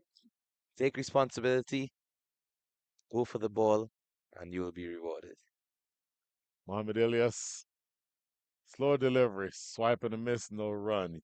Talking about calling. A man who you know, I assume very well, goes by the name of Vinod Mamchan, talking yesterday about the fact that he's batting. Guys won. 3 fielders start converging around it. He batting calls mine. The 3 fielders leave it, falls. He continues batting. I would say I'd want to find him. I would want to find him regardless of what level of cricket is being played. That is deserving of a fine. I would say that will, in fact, deserve it of praise because what intelligence, what psychology on display. Because it worked. Don't encourage him, please. End of over number 18. Your score is of 19. Okay, my apologies. It's all that talk about Vinod Manchan is throwing my head off. 177 for 6. It's an excellent piece of mental manipulation, Brian. You know, they say cricket is not only played with the physical aspects, but the mental. Get into the minds of the opposition, and I think he successfully did that on such an occasion. But here's the game here. Akhtar Shah bowling to Anwar Ali. That's a wide, well down the leg side. Tried the slower bouncer. Saw him miss it several times yesterday. That's why he's trying it here. But they would have paid attention to that from yesterday. Akhtar Shah.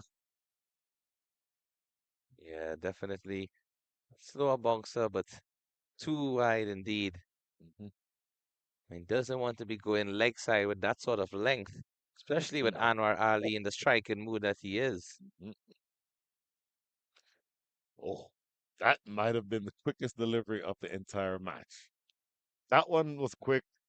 Fires through to Bonner at chest height, who collects it cleanly. So he looks like he's warmed up now. Look at this. Look at the pace of this delivery and just Not the angling way. back in as well. What the line itself, just inside the wide line. That is a beautiful ball to bowl at the depth. Deep third is in position, so you can handle that. And interesting, now they're bringing in fine legs, so you're not expecting anything short. It's going to be full and straight or outside off stump. It's exactly what he does, but it's wide again. So he wants to clean this up. Just has to be careful not to give away too many extras in this over. Again, trying with a similar line. Unlike the previous delivery, that ball held its line. The previous delivery actually started around the wide line, but nipped back in to ensure that it was legally within the prescribed limits.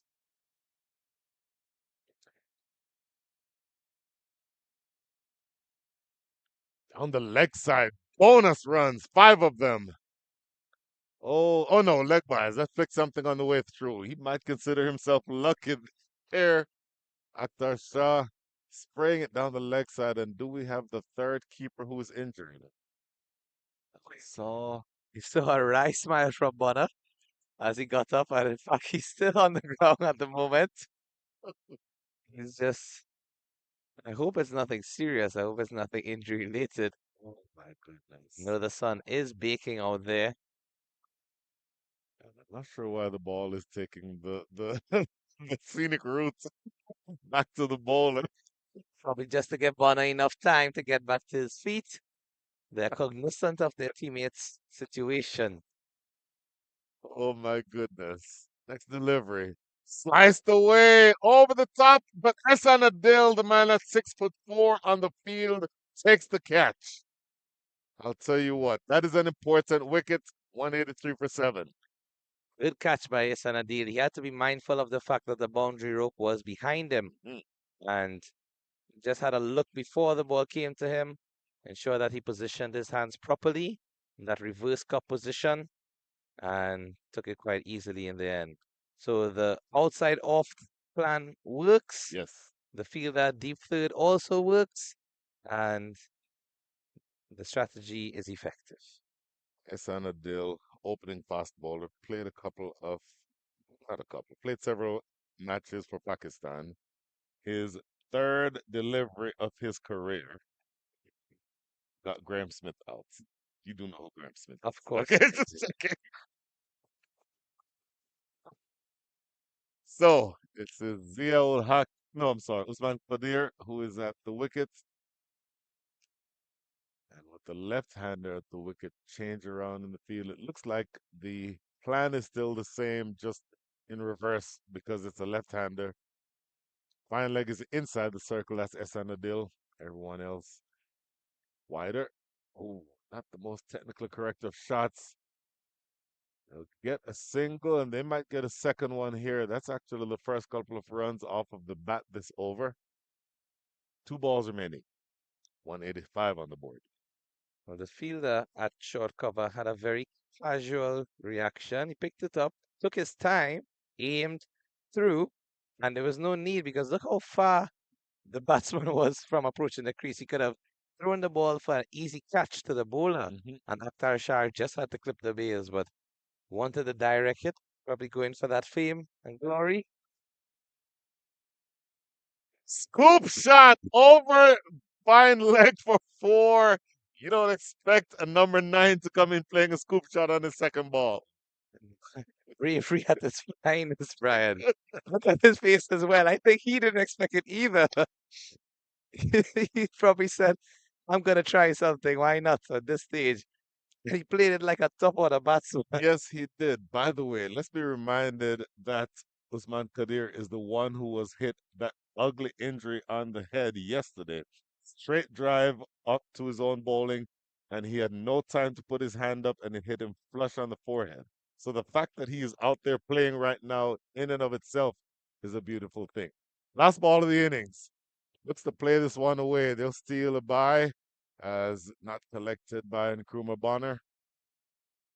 And And so they get all the way to no more runs. What is going on here? So two buys a sloppy end to the innings. It feels in the field for the Kingsmen X. And the Kingsmen get all the way to 191. Just getting over that psychological mark of 190. We knew that 180 would have been an even 9 runs per over. This just pushes it up to 9.55.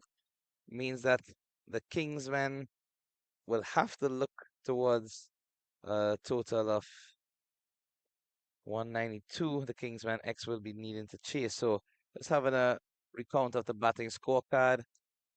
𝗵𝗛 Raja top scoring 65 from 37, 2 4s and 6 6s.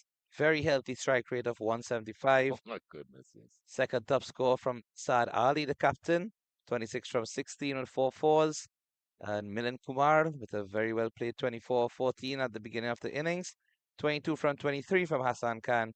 And Anwar Ali with a couple lusty blows in the end as well, 13 from 8. One of the main scorers to note in this game is also extras. 20 extras in a T20 match. 9 buys and 6 leg buys. It just shows that this game of very fine margins, Brian, as we saw yesterday, as you personally witnessed and called yourself for that super over, let's hope it does not come down to a matter of 1 run or 1 extra. Oh my goodness, because you will see that easily several of those extras for me should have been around 8 to 10. And several of those were scored that should not have been.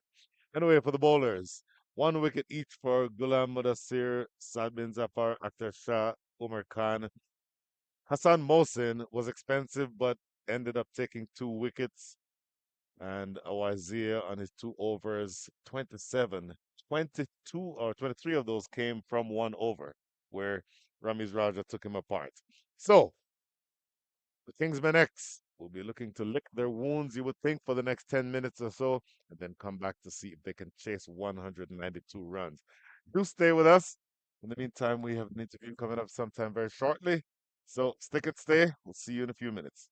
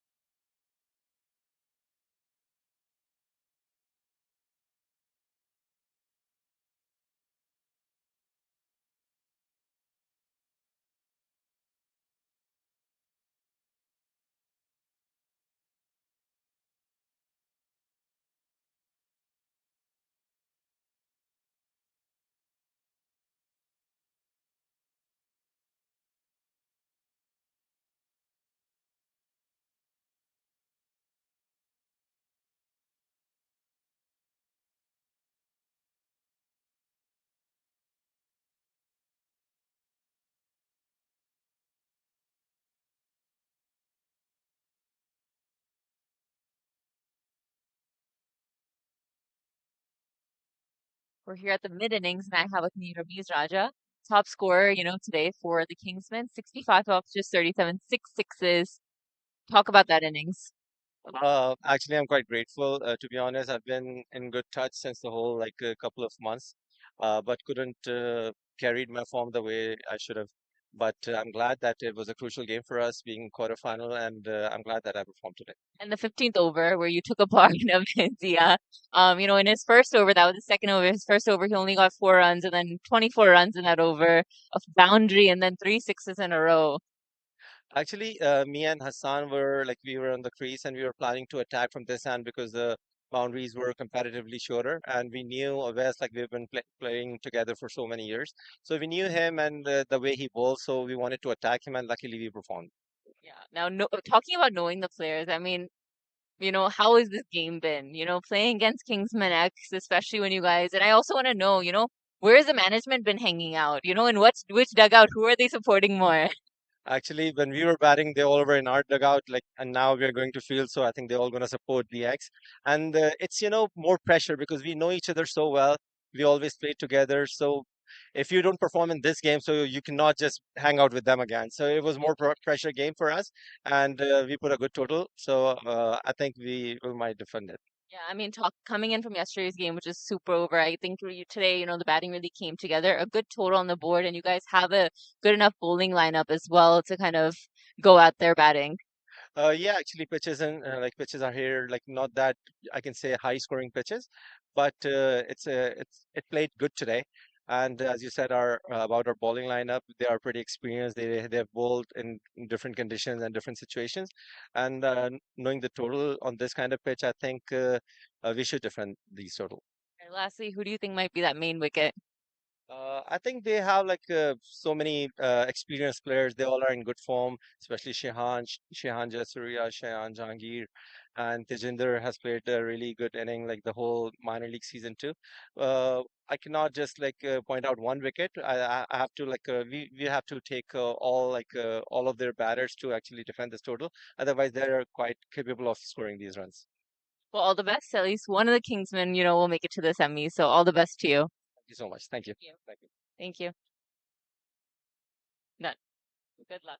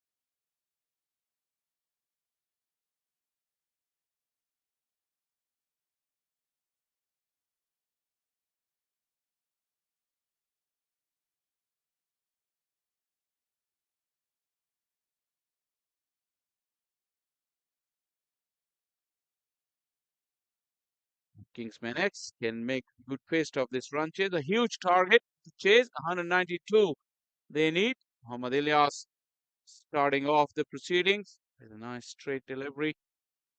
Ilyas is not very tall. He's very skinny and quite quick through the air. Doesn't get a lot of bounce, but his strength is movement with the new ball and his strength and ability to bowl wicket to wicket consistently.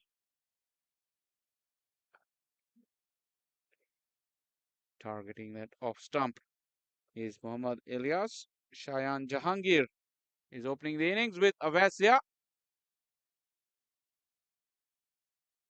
Both very prolific and very aggressive.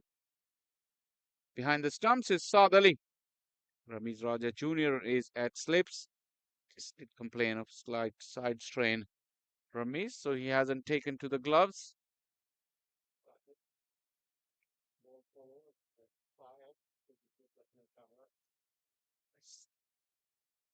Third delivery will get us off the mark. Shayan Jahangir with his first run.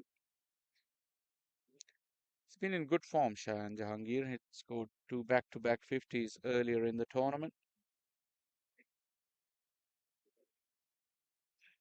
Yeah, a long way to go. 191 to win from 117.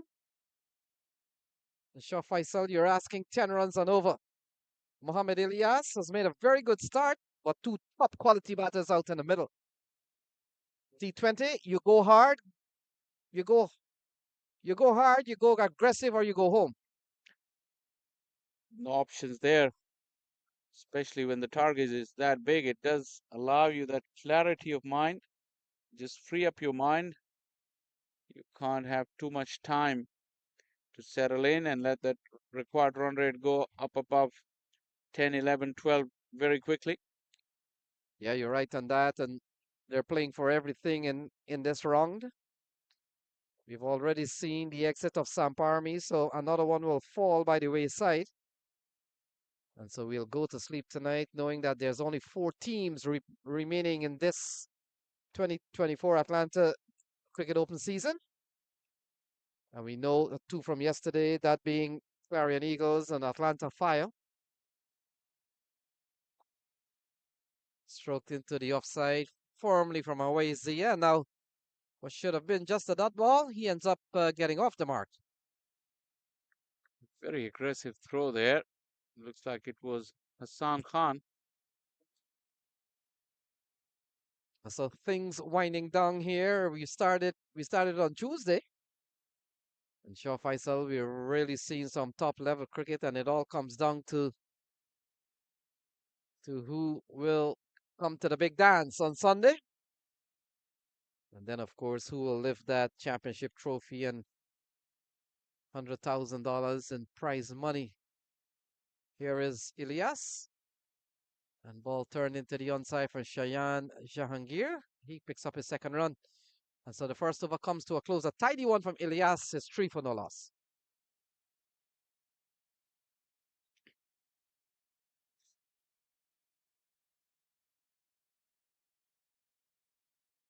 It was strange innings from Kingsmen. They struggled really for the first part, loss of wickets as well. But then in the second half of the innings, they really cut loose. I have to say some wayward bowling also came to help.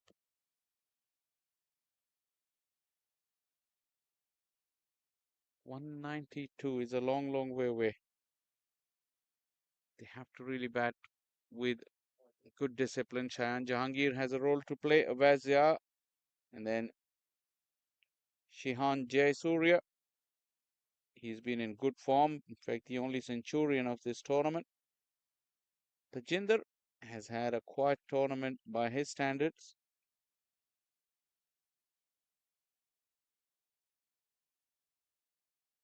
So it looks like Osama Bal has been given the ball.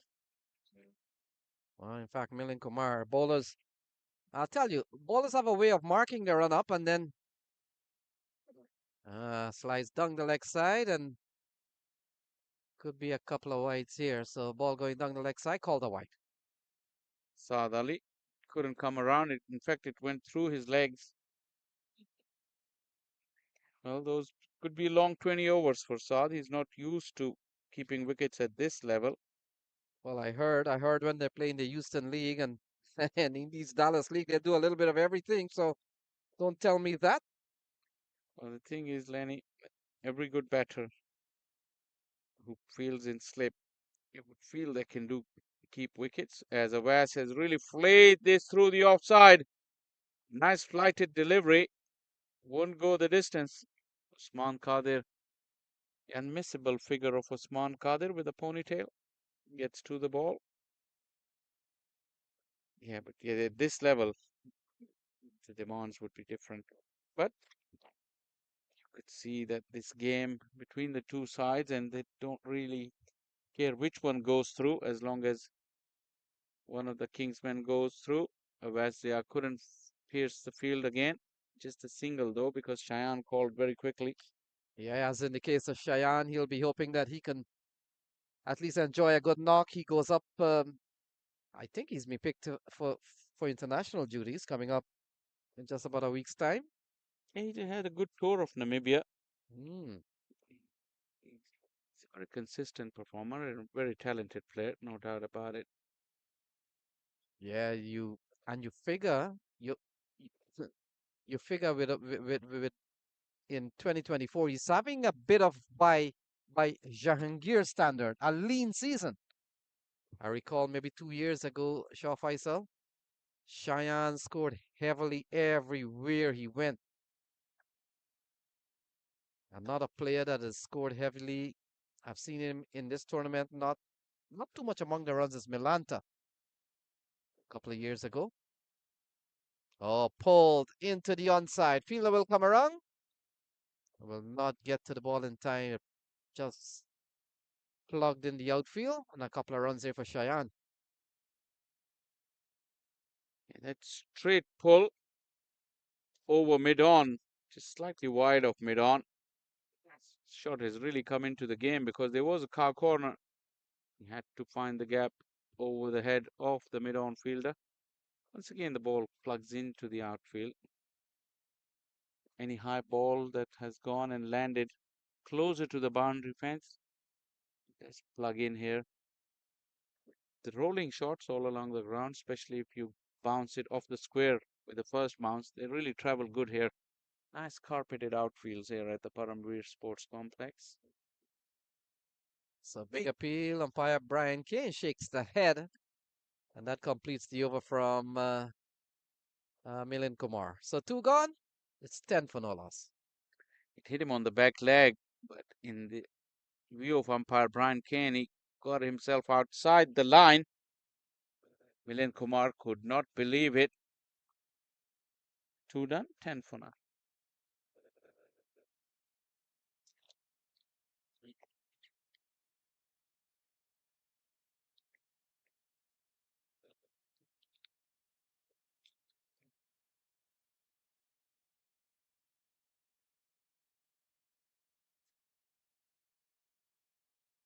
So Ilyas will continue. 𝗏𝗏 will be on strike. Both batters out in the middle. They're on 4, chasing a hefty. Oh, ball them, clean them up, knock the off stump out of the ground. And 𝗏𝗏 finds it unbelievable. Yeah, Ilyas is quite quick through the air. He's not very tall. Won't get a lot of bounce. Skiddy. And it skids on. Hit the off stump halfway down. Out of the ground. 𝗏𝗏 could not believe it. But he'll have to tell his story walking, because that is pretty conclusive. 10 for 1, Kingsmen. Tajinder.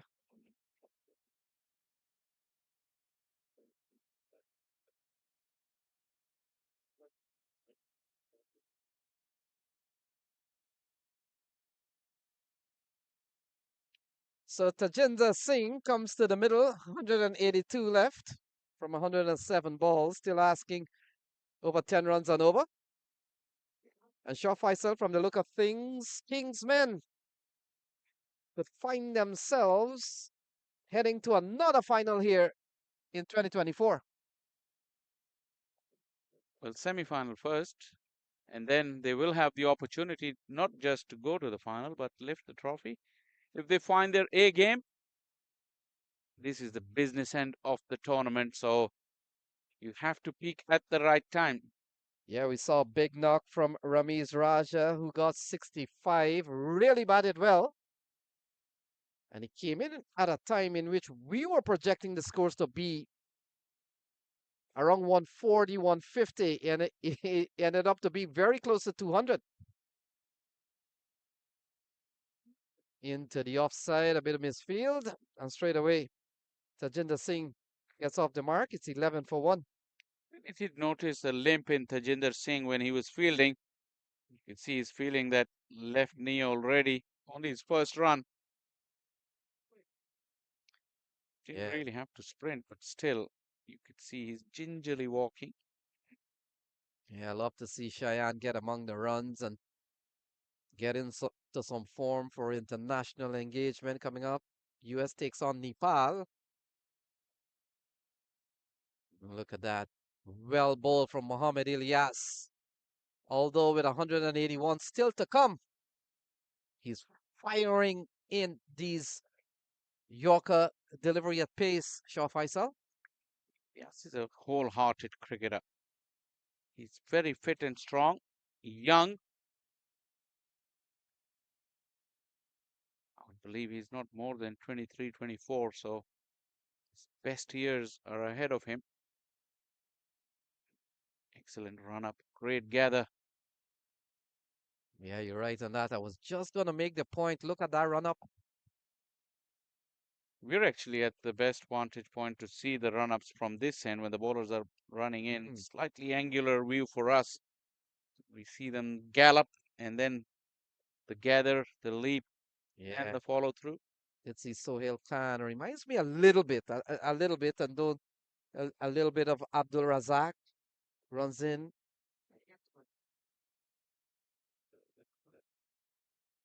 That'll be a good look of that run up from Ilyas. Yeah, our technical man there running, making sure we get all the angles that we talked about. Well done. So leg by is the signal. Could be, yeah. Leg by is the call. Must have seen the improved broadcast this year as well at the Atlanta Open T20. Yeah. Various angles showing you the pictures from different angles. And work goes behind the scenes to make this possible. Vinod Mamchan and his team, production crew of Cricket 360, they've really put in a shift throughout this championship. Yeah, cameras all over the place. Wanted to make sure that I threw my bottle in the right bin with so many cameras around. Oh, that's driven into the onside, not timed by Shaya Jahangir, and so the third over comes to a close. It's 13 for 1.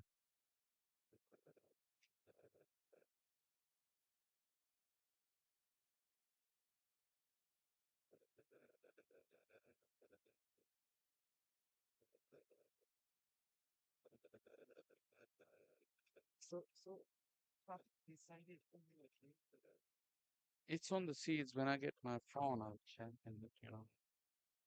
The seedings, they carry the seedings from the group stages.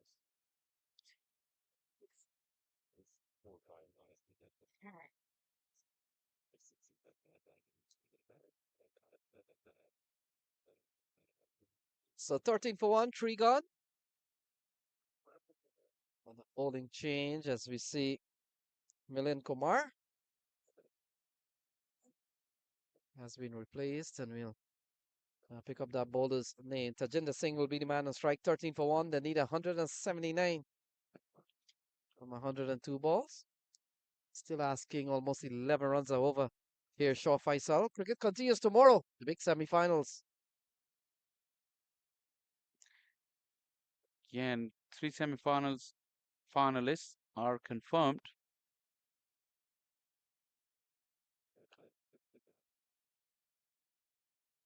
Haseeb Azam has been welcomed to the bowling crease by a boundary. Haseeb is replacing Hamad Azam, his brother.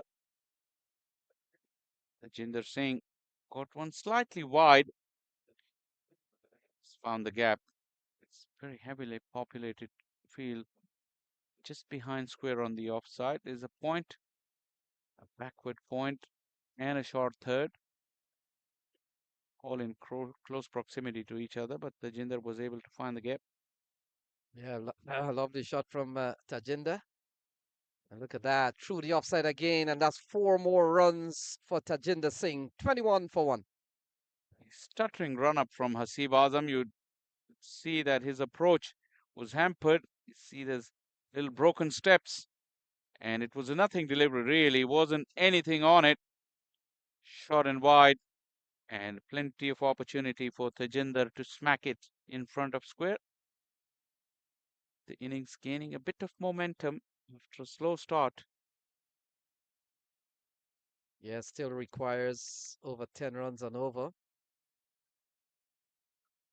Into the offside, a throw comes in. They're asking Brian Keane, and he'll have to make a judgment from what he sees and what he knows. Well, could be a very interesting replay. Talking about the extra angles that we have, you might get to see the use of some of those. It was Hassan Khan. You take a risk at this man's arm, at your peril. Bullet arm. He was celebrating. Out of picture was Shahyan Jahangir on that occasion. We'll come back and have another look. See here, Shahyan was scrambled back live. But it really didn't matter. Shahyan has been dismissed. This time Anwar Ali got some fantastic fielders in the ring on the offside. First it was Hassan Khan who scared Shahyan, and on that occasion Anwar Ali pouches the catch. Slow wide delivery and a nothing shot, really. Very soft dismissal. In fact, it's Tejinder who walks back. His quiet run continue in the tournament. And the Kingsmen 21 for 2. Give me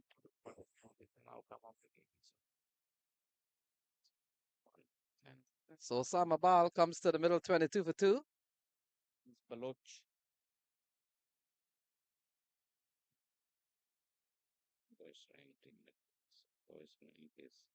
Still 117 needed from 98, so it's not going to be easy one here, but it's game on here for the Kingsmen and the Kingsmen X.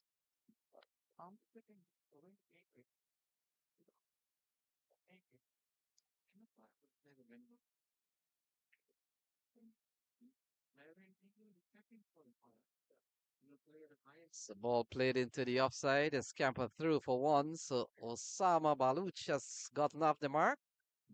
And hands the strike over to Tejinder Singh. We've seen a couple of 4s in the over. We've seen the dismissal of Shahyan Jahangir. And straight away with 2 wickets down, Shah Faisal. It's pressure on the X.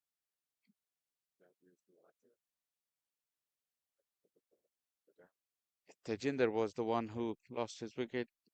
Beg your pardon for the discrepancy earlier.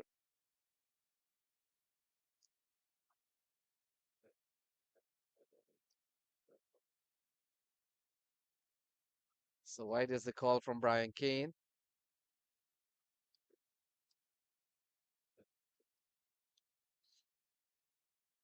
So correction to that. Shahyan is still out in the middle. It's Tejinder that got dismissed.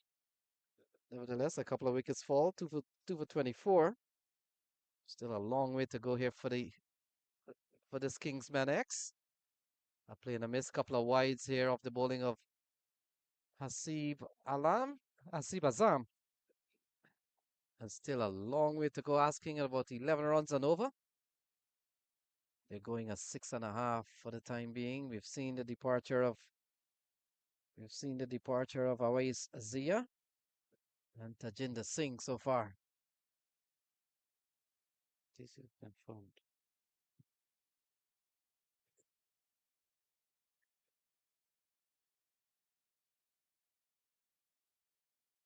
Another play and a miss. This time a better ball here from Azam.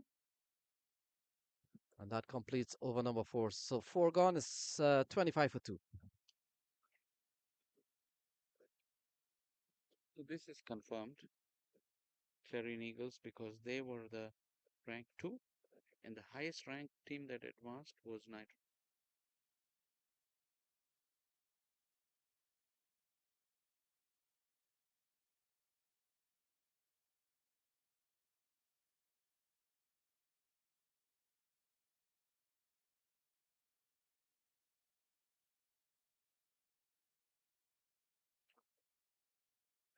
Very, very subdued start. Required run rate. It's already gone up above 10. It started just below 10. It's 10.5 now. 4 overs done. 2 wickets have been lost as well.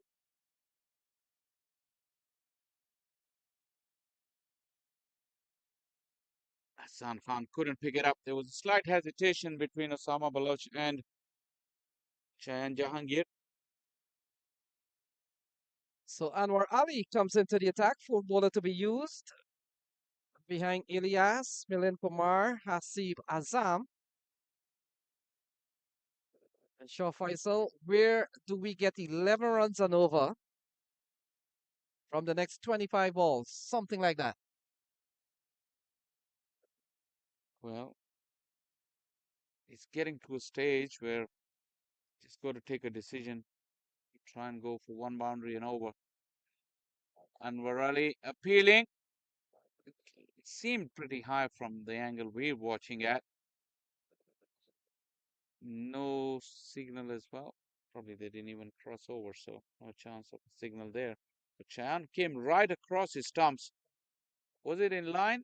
That was also in question. That replay will tell you. Impact outside the line. Not a lot going for this appeal. So a couple of good balls in this over from Anwar Ali. We've seen Clarion Eagles already guaranteed to play tomorrow along with Atlanta Fire. And Shah Faisal has that kind of information, what we could be seeing tomorrow as the matchups. Yeah, as I make it, it's not official, but as I make it, Clarion Eagles will be taking on the Knight Riders, and Atlanta Fire will be taking on the winner of this game rather. Both of them will be very, very good contests, I can tell you that. All 4 teams, even including the one that loses today, all 5 of them, they've got big strength and depth and a lot of quality.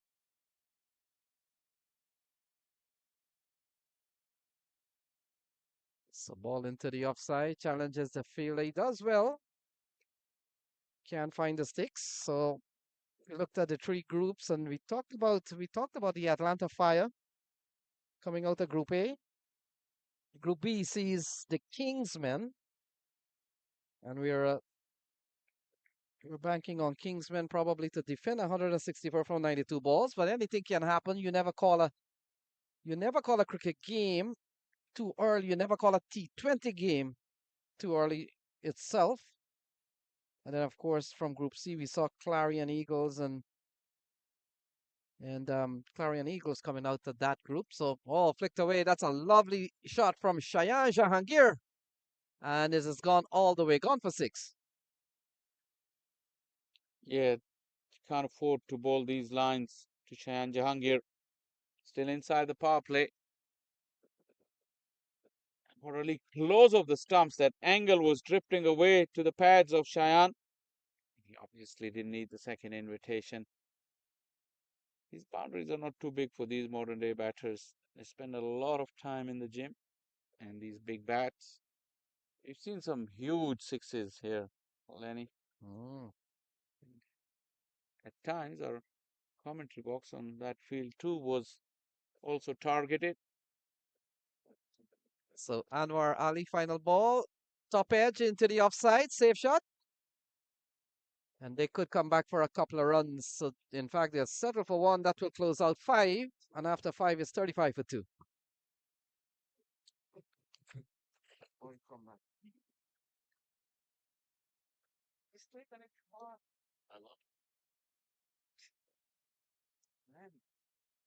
So Shah Faisal, you're up.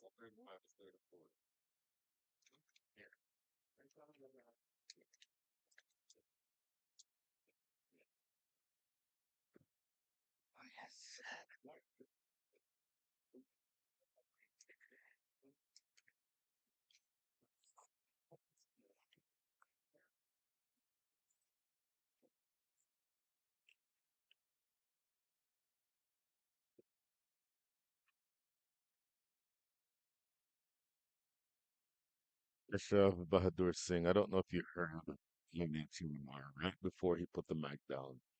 He said, "Let the young boys come back." So he was certainly talking about you. Absolutely not talking about me. 34 for 2, one delivery into over number 6.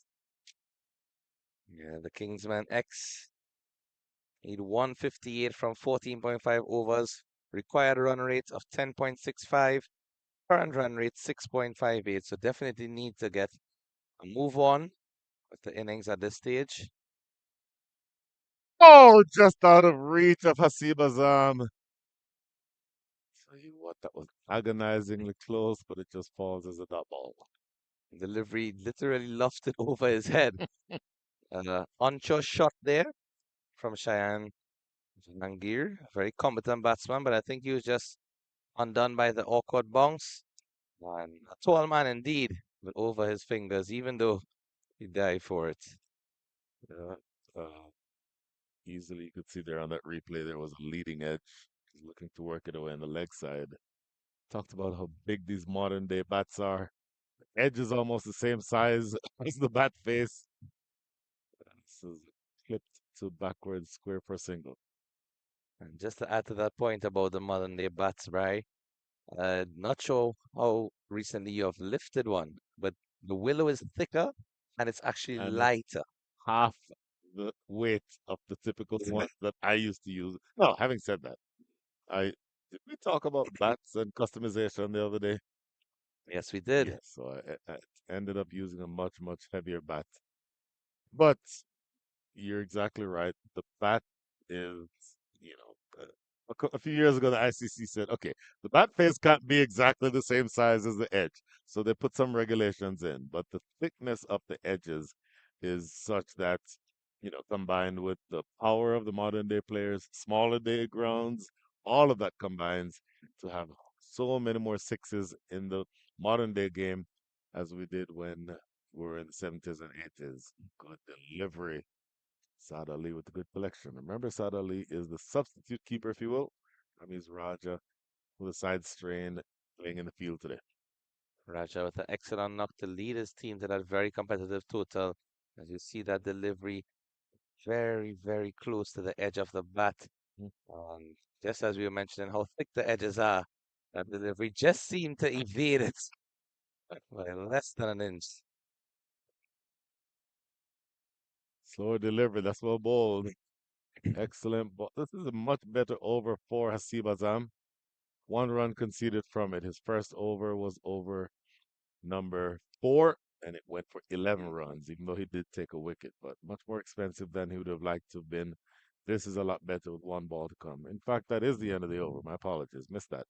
So, great over. 1 run coming from it, 35 for 2. There is a lovely shot of 2 players featuring from the Caribbean in this Atlanta T20 Open 2024 edition, and Nkrumah Bonner and Rakeem Cornwall. Bonner from Jamaica, Cornwall from Antigua. And despite being on opposition teams in this match, they're both sitting together and just having a friendly chat. The beauty of cricket, a gentleman's game at it. You know, cricket is special when it can bring West Indian teammates from different islands together on the field and in the commentary booths. Exactly so. Interesting looking worm there. I don't know if we have time to put that back up after this first delivery. Slice and a miss, losing his shape there, Cheyenne Jahangir. But if we can look at that worm again, it shows that the Kingsmen X are falling behind. Look at the Cheyenne Jahangir here, losing its shape, wanting to overhit this ball. Huge swipe and a miss. But after 5 overs, the Kingsmen had 53 runs on the board. 18 runs behind is where the Kingsmen X are right now. So they're falling behind from that standpoint. Going back to Rakeem Cornwall and Nkrumah Bonner, obviously they would have played with and against each other in the West Indies setup for the last several years. Down the ground, a lot of work in the deep. Good pickup. Oh, fumbles it. You hear him yell, wanting to punish himself for having missed that. Mohamed Ilyas gives up a second run.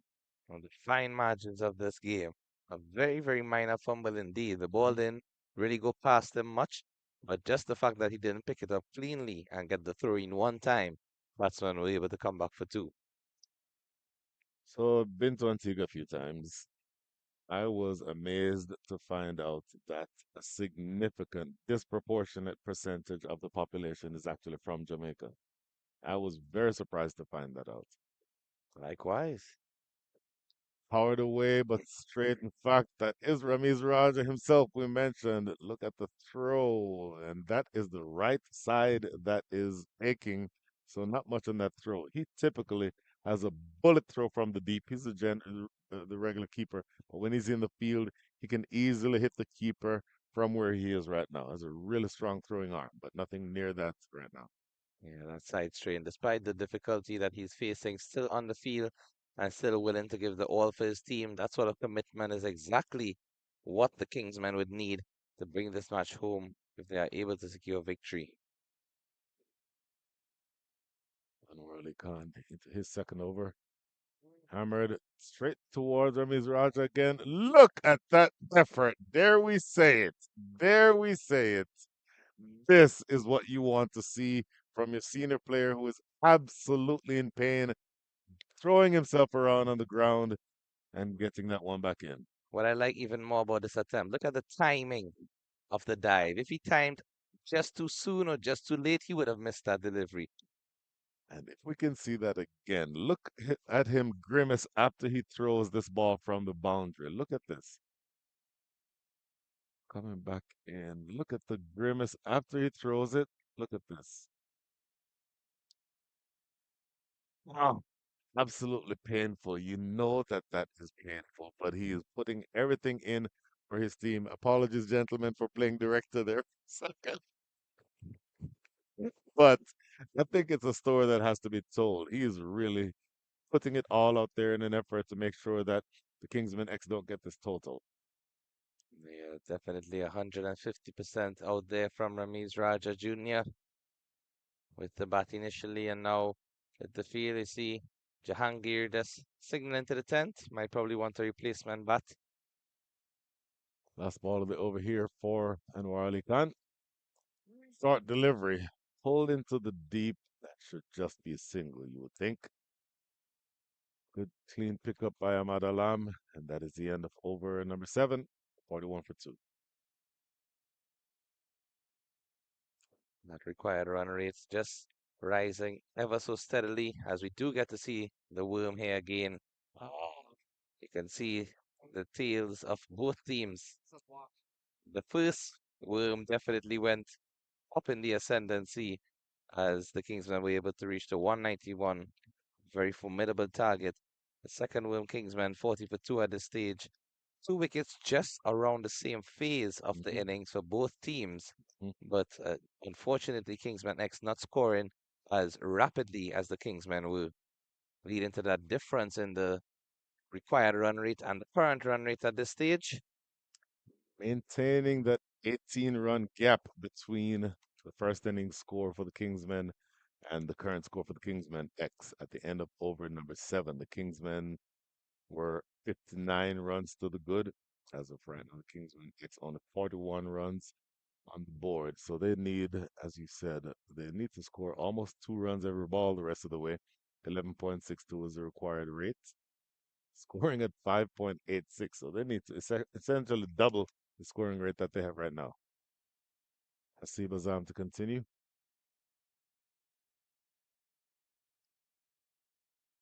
So you've seen Hamad Azam bowl, Hasib's brother. It's uncanny how their actions are similar, which tells you they both grew up in the same house, both playing the same game. It is really uncanny to see how their actions are similar. Even though I would describe Hasib's as a little bit more herky-jerky, Hamad's is a little bit more fluid. But at the point of delivery, they look like the same person. Right there. Very full down the leg side. Did that flick something on the way through? I think it must have. We're not seeing any signal from the umpire. Yeah, Brian Kane not interested in doing anything. But there's the action again. Let's see here. Not show there. Yeah, it's a difficult one to tell, but Umpire Kane with the best view. Yep. From the 22-yard points. Slower delivery, whipped around the corner. A lot of work for Usman Kadir. Good sliding stop. Saves 2 runs. The importance of fielding in this second innings when the Kingsmen are defending that total certainly cannot be understated. I've seen several attempts within the past couple of overs where fielders are throwing themselves to all parts of the ground, getting their body behind the ball, most importantly, and defending this target with all their might. Very full, worked away in the deep. A little bit more an easy chance here for Usman Kadir. As you mentioned his action, you can see that he has a very high release point. He holds that ball with the 2 fingers. The batsman can possibly see the seam from the moment that he's running in. You know, many fast bowlers tend to hide the seam or different variations in their actions where they don't want the batsman to know. But Hasib doesn't mind the batsman knowing. I think he just has to, you know, execute his deliveries properly, try to get into that block hole. Hammered straight to point. Oh my goodness. He's dismissed, and I think I'll have the opportunity to field the ball here. That was hit very hard. That is the second catch taken at cover by Anwar Ali Khan. That is the end of Shaheen Jahangir. 18 for 23 with 1-6. Kingsmen X on 0.4 for 3. Soft dismissal there of Jahangir. Very competent batter and was in blazing form at the start of this tournament. And just goes to show you that cricket is played on the day itself. All it takes is one delivery to get a dismissal. And he played it powerfully, but just a bit too uppishly. That ball, you could see the pace was taken off of the delivery, and the fielder was right back at the edge of the circle as well, which allowed him to take that catch. In fact, it was a very strategic placement of the fielder, because usually you may not see that fielder on the edge. You might see him just 3/4 way inside looking to prevent a single if the batsman are looking to rotate quickly. But all's well that ends well for the Kingsmen, but not so for the Kingsmen X at this stage. Well, they've done their homework on Shaheen Jahangir because they know he goes hard and they know that he likes playing through the offside.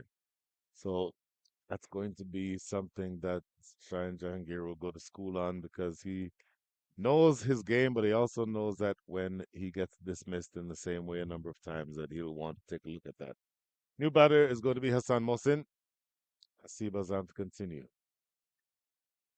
Coming down the track. Tell you what, that's a good look, a good piece of bowling. That ball closes things out in over number 8. 3 runs come from the over and the wicket, 44 for 3. And advancing down the wicket, first delivery Hassan Mohsin, but some nice movement off of the seam as soon as it pitched there from Hasib. And Mohsin, not too sure what he was thinking, first delivery advancing down the wicket, but what do we know? That's why we're in the commentary booth when these guys are out there battling on the field. That is why we're here. So, psychologically, you've now gotten to the point where the required rate is above 12. So, any one of these makes the required rate go up. Dot balls, singles, and doubles. I know you're hungry, but the other kind of doubles. So, it becomes increasingly difficult psychologically when you know that you have to hit big from here to be able to win. The next 72 balls, you need to score 148 runs. So that's where the pressure is going to come from as you see Hassan Khan with the ball in hand here, left arm orthodox. So to add to that psychological factor, left arm orthodox has been the pick of bowlers in this tournament, and it's now being introduced into the attack. Oh my goodness, yes. Couple of runs here in the deep. Hassan Khan getting that one just a touch too full and too straight. But that double made the required rate go up. Now went up from 12.3 to 12.34. So that tells you how difficult the task is going to be from here on out for the Kingsmen X. And they've lost 3 wickets. Again, flighted a bit too much, just into the driving arc of the batsman. As he played down the ground for a single. I think once he can find the right length here, Hassan Khan, he will trouble these two right-handed batsmen coming with that angle from around the wicket.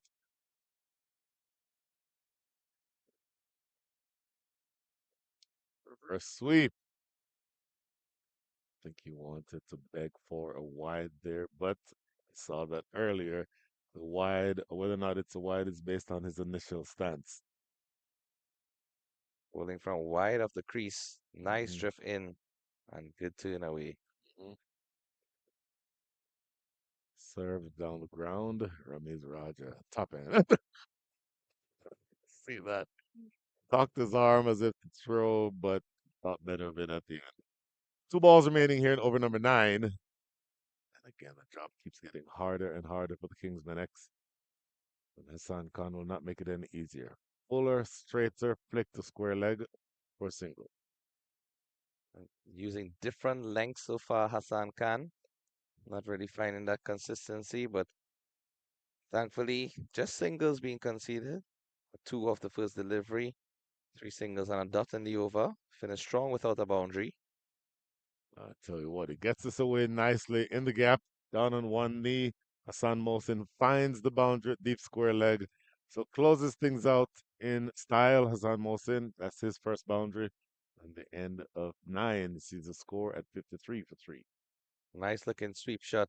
Played aerially and into the gap. There were 2 fielders out on the leg side, one at deep backward square and one at a widest deep mid wicket, and got it into the gap between those 2 for welcome runs added to the Kingsmen X's total. Certainly getting more and more difficult. Hasib Azam will continue, and in fact, this will be his last over. He's bowled his entire spell on the trot, overs 4, 6, 8, and 10. Hassan Khan, man who bowled over number 9. And things just keep getting more and more constricted here for Kingsmen X. In the air, nobody is there. My goodness, it's back. And you see that Ramiz Raja not able to sprint after that one, and it goes away for 4. I'm just wondering the position of Ramesh Raja. He seems to have been inside the circle, but I'm not sure if he was supposed to be back because all of the fielders seem to think that there would have been a catching opportunity, but easily over his head. That's interesting. It certainly was a top edge, and it was a full delivery. So you can make the argument that those types of deliveries, he needs to be inside the circle. But if it goes over his head, not much chance of him getting to it. Wrapped him in front.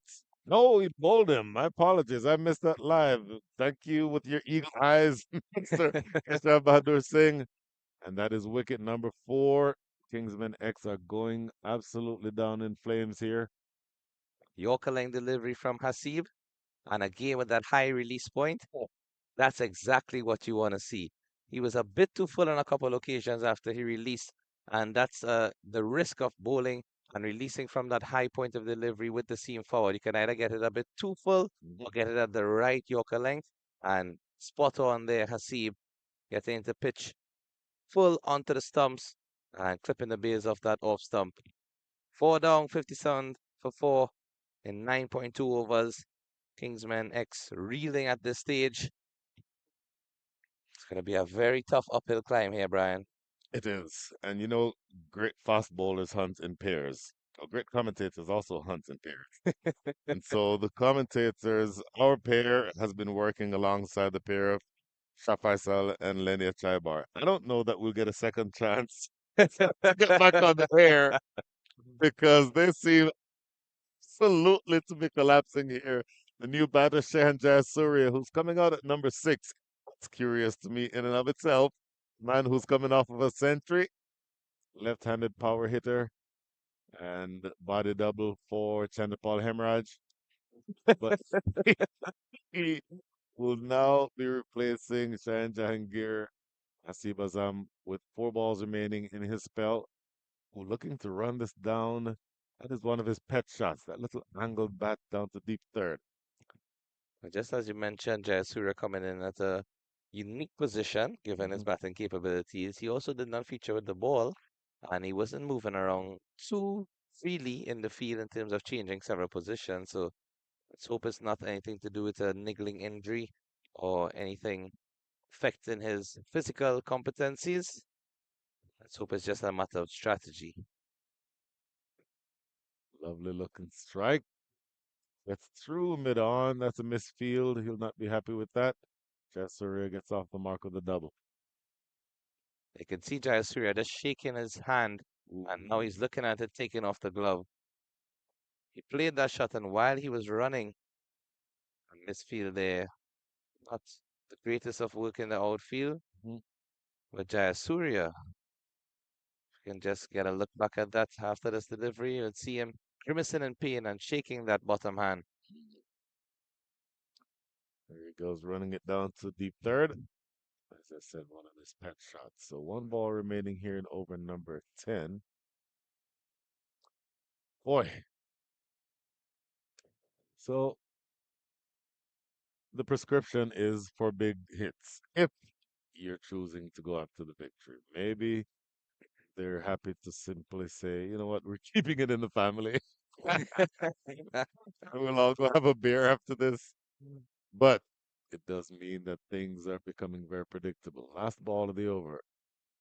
Defended in front of the stumps. Wanted a single there. But Anwar Ali Khan is there to prevent any damage. So that is the dot that ends things. Good spell for Hasib Azam. Good spell for Keshav Bahadur Singh and Brian Walters. The next two voices you hear would be 10 overs gone, 60 for the loss of 4. And as you mentioned, big hitting pair.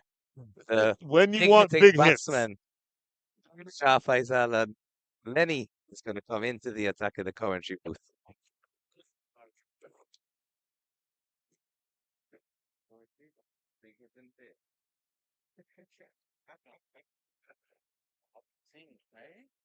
I've got your last name, middle and last name.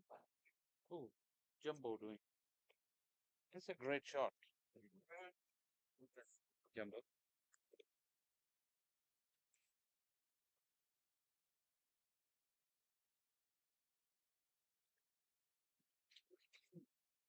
Into the last half of this playoff.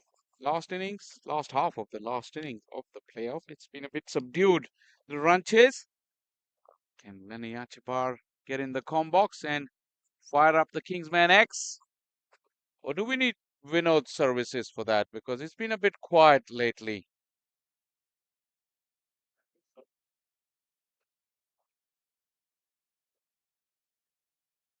How was your first day here at the Atlanta Open, Lenny? Still some to go, but majority of it has been done and dusted.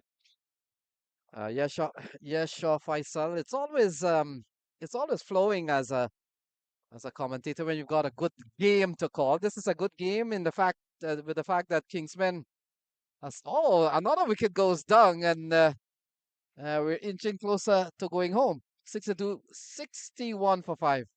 Yeah, Hassan Mohsin, adventurous, but Hassan Khan is at another level with both bat and ball. Look at that. Just a slow teaser. Nice bit of drop on it. You can throw the ball up or right, but then to drop it on a length, that requires some skill. And Hassan Khan has exhibited that to take care of Hassan Mohsin, whose stay was pretty brief. And Kingsman X now half the side back at 61.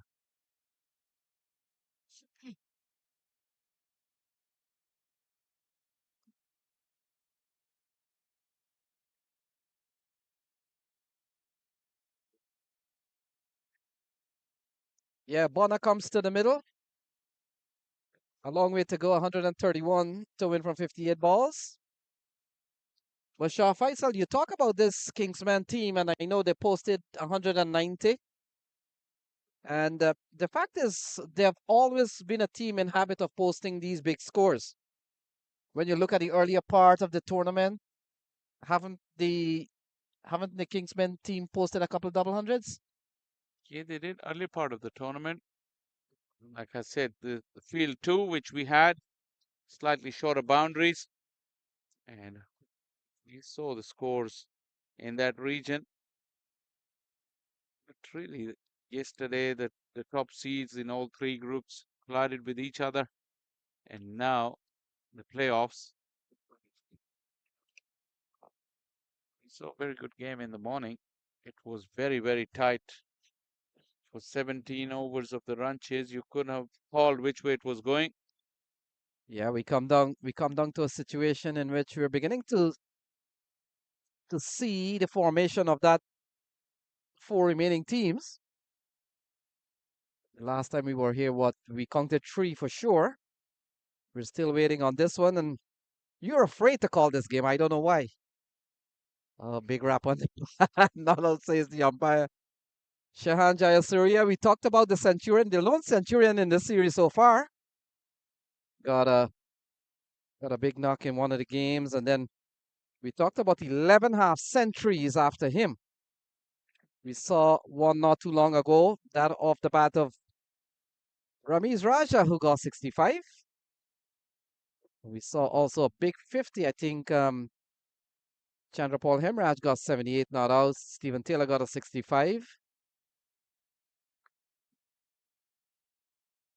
And so all the names we've called there, though, Shaw has always been on the radar to get among the runs, and you're not really, you can't be too surprised when you see the long list of the half centurions. I've told the usual suspects, as you call them. There's a few players missing, obviously, because of legend leagues going on. The usual players that we see in these tournaments. Come back and talk about it. After 11 is 63 for 5.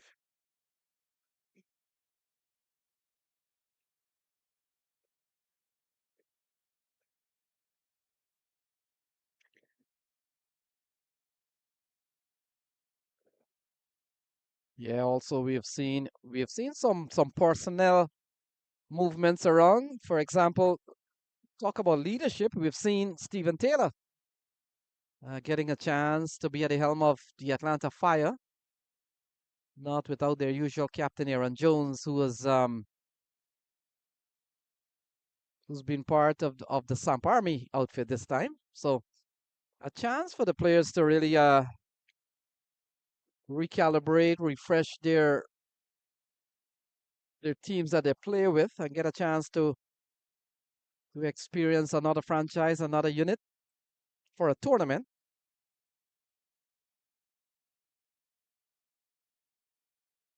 Ali Yar Khan, he's been given an opportunity in this outfit. And yeah, remember Stephen Taylor, this is not the first time that he's captained Atlanta Fire. I remember back in Wisconsin in 2018, it would have been 2019. He captained Atlanta Fire in the National Cricket League. And they won that championship. Coming back for the second run. This run chase has really gone nowhere. Had no momentum, and then loss of wickets. And now Bonner and 𝗂𝗧 𝗫𝗂𝗃, both very capable.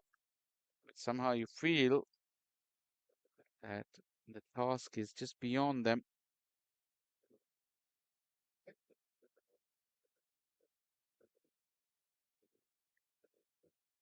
White ball.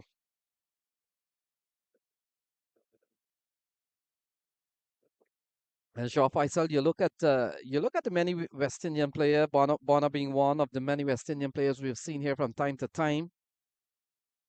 They've all come here to grace these tournaments. We've seen the likes of Rakeem Cornwall. We've seen Raymond Reifer. We've seen O'Shane Thomas. Prashant Primus was a superstar almost 24 hours ago, yesterday.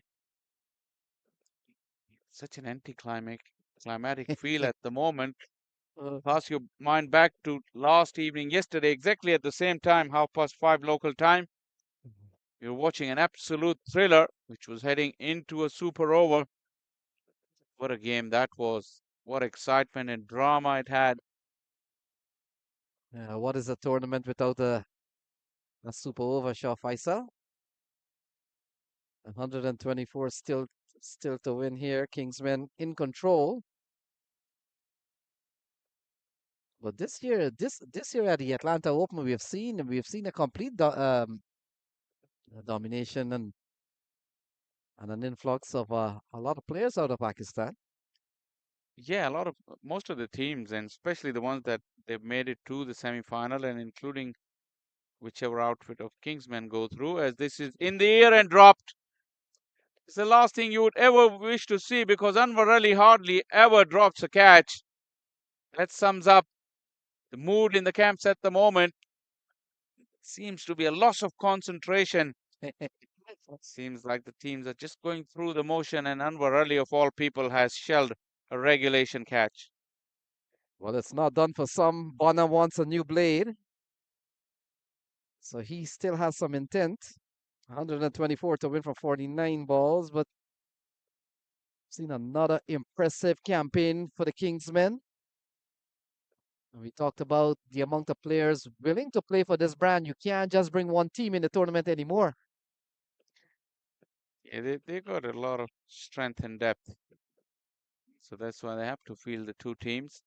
And very competitive at that too. I mean, just by a whisker, that super over, they really lost out there, and that's why they're facing each other. Otherwise, two Kingsmen opposition would be taking on different oppositions, and the way the seedings were, they ended up facing each other. That took a little bit of sting out of this game, you'd have to say. And being very honest, 𝗂 𝗏𝗃 at the toss also said it's just their sister team, so it doesn't really matter which team won. Doesn't really matter for them. But as a professional, when you turn onto a cricket pitch, there's a lot of audience, there's a lot of viewership here, so you gotta give it your best shot. And we saw that from Ramiz Raja, who batted beautifully earlier on. Isn't Amir Siddiqui the head coach? Yeah, he's been part of the unit, and we talked about the Kingsmen not only extending their dominance and certainly their strength in local franchise league, but look, just about a week ago, the Chicago Kingsmen won this year's minor league. So, and I say that to say because we've gone to the Unity Cup in the DC area, and that's a tournament that the Kingsmen has won. They've won a couple of times at the US Open. 12 gone, 69 for 5.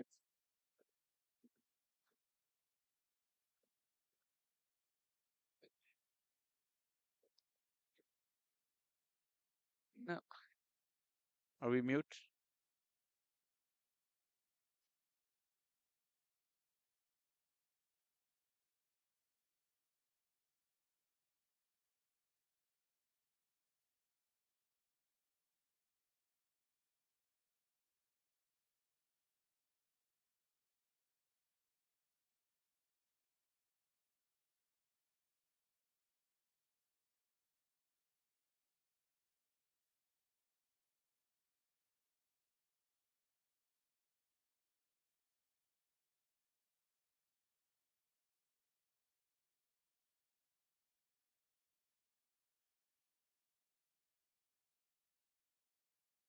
𝗂𝗏𝗃 and 𝗂𝗏𝗃 𝗂𝗏𝗃 out in the middle. And we also got a Grum crew doing some remarking, Shaw Faisal, at the end of the 12th over. Yeah, we haven't seen that all tournament. I mean, we've had 2 games on this field every day since we've arrived here. Didn't need a mid-innings marking. Who was messing around with the lines? We didn't notice that. Who had a long enough knock? Was it Shayan Jahangir? Just kidding. But yeah, this is the kind of feeling. This tournament has gone on at a very good pace. This is what we were discussing earlier. The over rates have been fantastic. The games have been starting on time, where there have been instances where they've been ready before time. They had to wait for us, the broadcasters, because we have to run the pre-recorded things before the game starts. So we had to ask them, because this is how we set up our clock in terms of the starting time for the game. So the umpires have been very efficient. The ground staff, the players. It's just at this last stage, this game feels like it has a feeling of being a bit of a drag. But we'll get through. And just make sure that all this is done properly, because all these players on display, they deserve this game to be played like every other game. So they're getting what they deserve, and a slight hold up will give us a chance to reflect on this year's Atlanta Open T20 Championship. Like I said, the umpires have done a fantastic job. The curators, the venue itself, there had been at times issues with the wickets being too damp early in the morning, but as at the later half of the tournament, the wickets have gotten better. The batters have come into the game. From a distance, Lenny, how did you find this event this year? Yeah, I think first of all, I think in well, the remarking still goes on. Yeah, I thought when you look at 2024, it's a second year that this tournament is played on turf. I recall prior to 2023, up until 2022, it was played at the Atlanta cricket fields, where it was, played on matting. So 2 years into turf, 2 years into using the facility here at the 𝗵𝗃𝗃, I think it's put the tournament on the map. And one of the things we talked about, Shah Faisal, the influx of all these top first class and international players. You want to give them a facility that they're used to playing on. Yeah, the cricket can only go in one direction, and that is for the good of it if we start playing more and more on the turf pitches. And this is what we're getting here. Although some pitches may not be ideal for batting or for this format, but it does challenge the batters in particular in one way or the other. Dig deep, find the skills to adapt and adjust to the conditions on hand, which the successful batters in this tournament, they had to go through phases, and it would have done them a lot of good, because yeah, the lines are being remarked. But I'm wondering at the 12th over 69 for 5 with a game heading for a finish here of some kind. Whose complaint was it that the lines are not visible enough? well, we'll have to find that person, because from this square angle, though, you see The faded lines. the faded lines, and it needed to be done.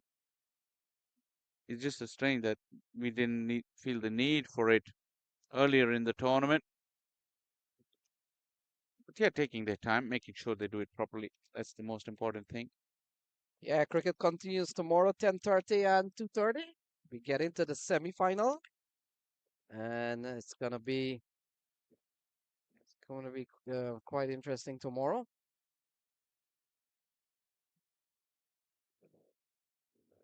So we're back with the cricket, and number 49.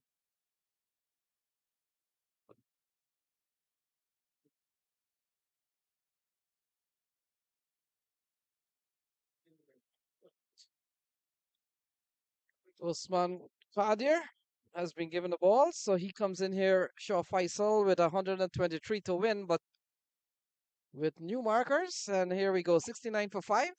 The leg spinner given a ball. Yes, Usman Khadir is another of those Pakistani players that you were talking about earlier. He's recently announced his retirement from the international cricket to free him up to play these kind of franchise tournaments. He was very, very lucky yesterday in one of the games. Really hard smash came right back at him, burst through his hands and hit him on the forehead. Luckily, not too much damage was done. It's a big Spinner followed by a googly. He's got all the tricks in the trade, Lenny, don't get me wrong. Well, let's talk leg spin from Pakistan. 𝗵𝗪𝗂𝐻𝗃, his dad, probably one of the best. Yeah, the great man himself.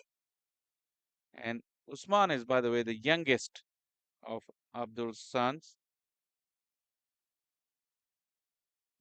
That big booming leg break, and the finger's gone up.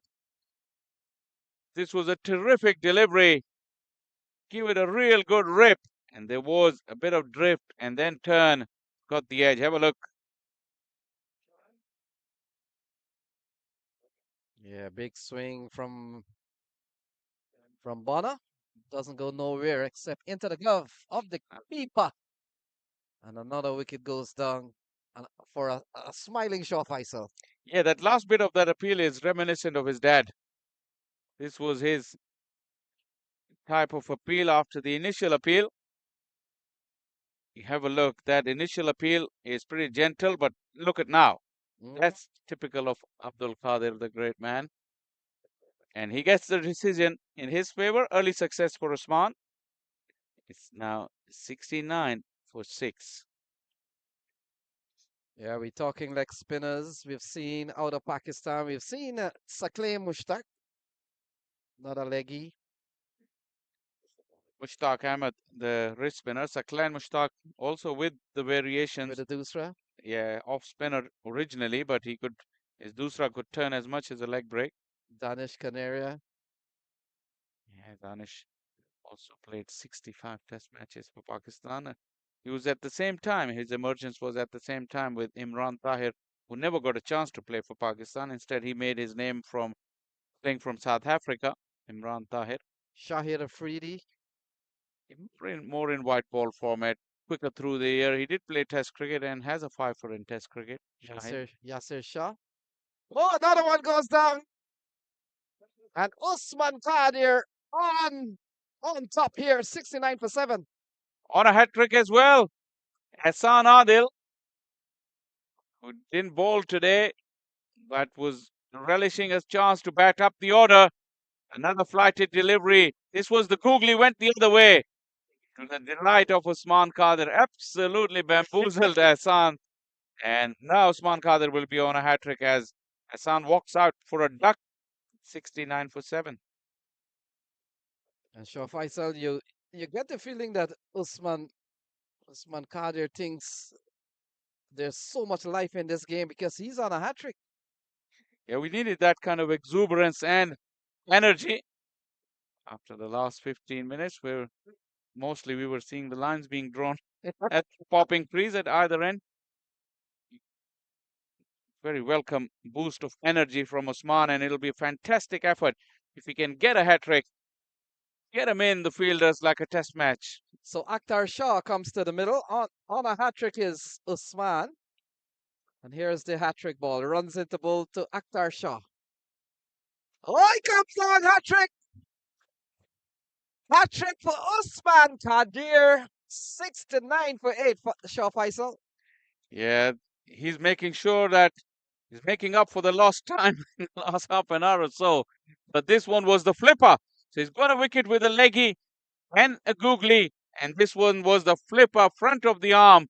Hits the middle of middle stump.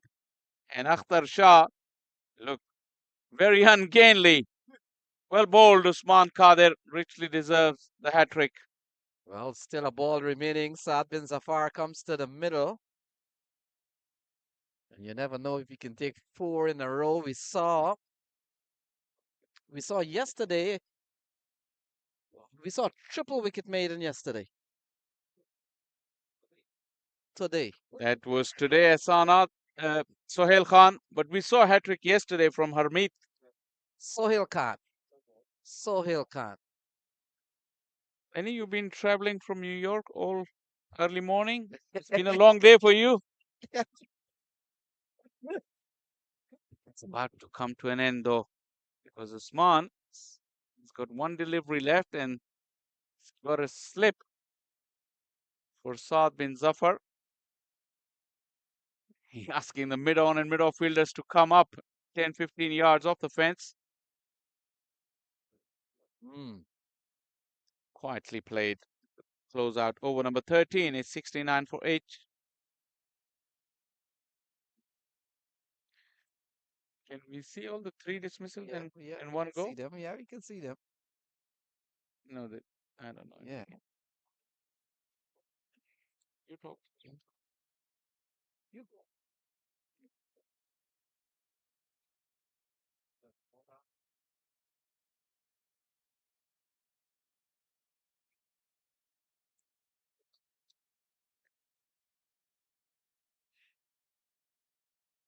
You know what did the trick for Usman Qadir? The way he bowled and he took the hat trick. Guess what, Lenny? Remarking of the lines. That was magical. So Ali Khan comes into the attack. Single to Shehan brings Saad bin Zafar. We'll take a look at the hat trick. Usman Qadir getting the wickets of Bana, Ihsan Adil, and Akhtar Shah in quick time. Saad bin Zafar, former Canada national captain, now that white ball captaincy has been given to Nicholas Corton. Shouts to catch it. Just didn't carry to mid-on. Yeah, we've seen a big knock earlier on from Ramesh Raja. We saw 25 from Hassan Khan, 25 from Saad Ali. Milind Kumar getting 24. Straight down the ground. That's a big hit from Saad bin Zafar. Got all the way. And that's gone for 6. It hit the fence on the full. Nice strike, Saad Zafar.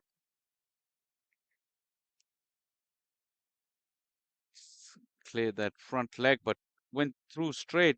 The hitting arc was straight down the ground, just towards long on. Mid-on was up in the ring, so easy strike. I think Saad is in the mood to have some fun. Brian Kane wants to have a look at the ball because it hit the metal fence on the full. And Shah Faisal, we talked about some associate captains whom we have seen on the American scene. Oh, direct hits, and Brian Kane is not convinced. Always going to be a tough one. Vinod, we need to see one side on replay for this. 77 for 8. Direct hit. Brian Kane has been a busy man today. He's been called into action several times. Generally spot on with his decisions. Yeah, Brian Kane, when he umpires in the New York League, he usually wears a camera on his chest. And so he gets a chance to review how he does match after match. Have a look. We might have a look, and we might see more advantage of these remarked lines. Not on that delivery. Sanjay Surya is still in. Hard to believe. He's been so away from strike. He's only faced 10 deliveries. Yeah, you got to be surprised that he came out. He came out at 7 to the Shah Faisal, the only centurion of the series. 14 gone and 78 for 8.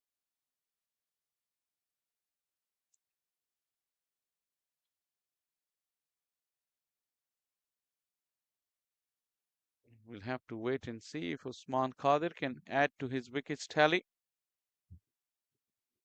Yes, speaking of the wicket tally, Simhadri is up there with about, I think, 9 or 10 wickets. That's the hat trick. First delivery, beautifully flighted delivery. Classic leg spinner's dismissal. Bonner was going for the big hit. Got the edge. Usman is ready live as well. That was the second delivery and second wicket. In the meantime, the first delivery was got live, and this is the hat-trick ball. Front of the arm flipper, skidded through straight onto the stumps. Good work from our production crew. This one kept low, very low. Was close. I want to think that 𝗂𝗲𝗃𝗂𝐽𝗂 has now gone up to 200 in the series. Came into this match with 194, so he's gone up to 6. In fact, he's past 6, so that's 200 for him. And 𝗬𝗃𝗃𝗂𝐽𝗂, oh, that's a lovely inside out. Oh, well caught by the umpire, but it's gone for 6. And that's a lovely catch from the umpire. Wow, what a catch. He's wide awake. I'm pretty sure if this hit had come in this direction, none of us was going to catch that. Might have been Owen Brown. Looked like him. Oh, my goodness. We won't stop hearing. Well, good luck, Lenny. You're at the same hotel as him, and he will tell you that story. 79 for 8. Now we talked about the players at the top of the heap. 𝗬𝗃𝗃𝗂𝐽𝗂 is up there. I think he's 9 or 10 wickets. And there's also 2 other players at in the 9-wicket mark. 𝗂𝗃𝗃𝗂𝐽𝗂 continues. Skidded along, kept low. Suddenly, the makeshift wicketkeeper. It was an earlier attempt of a run out.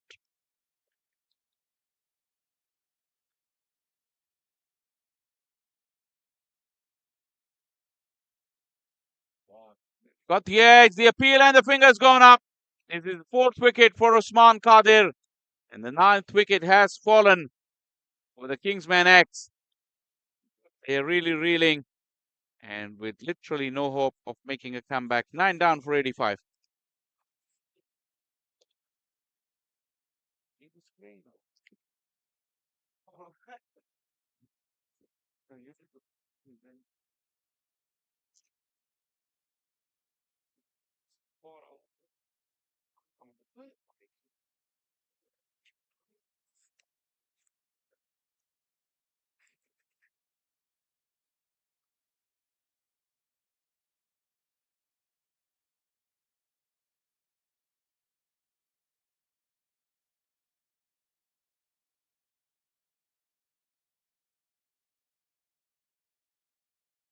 Spell.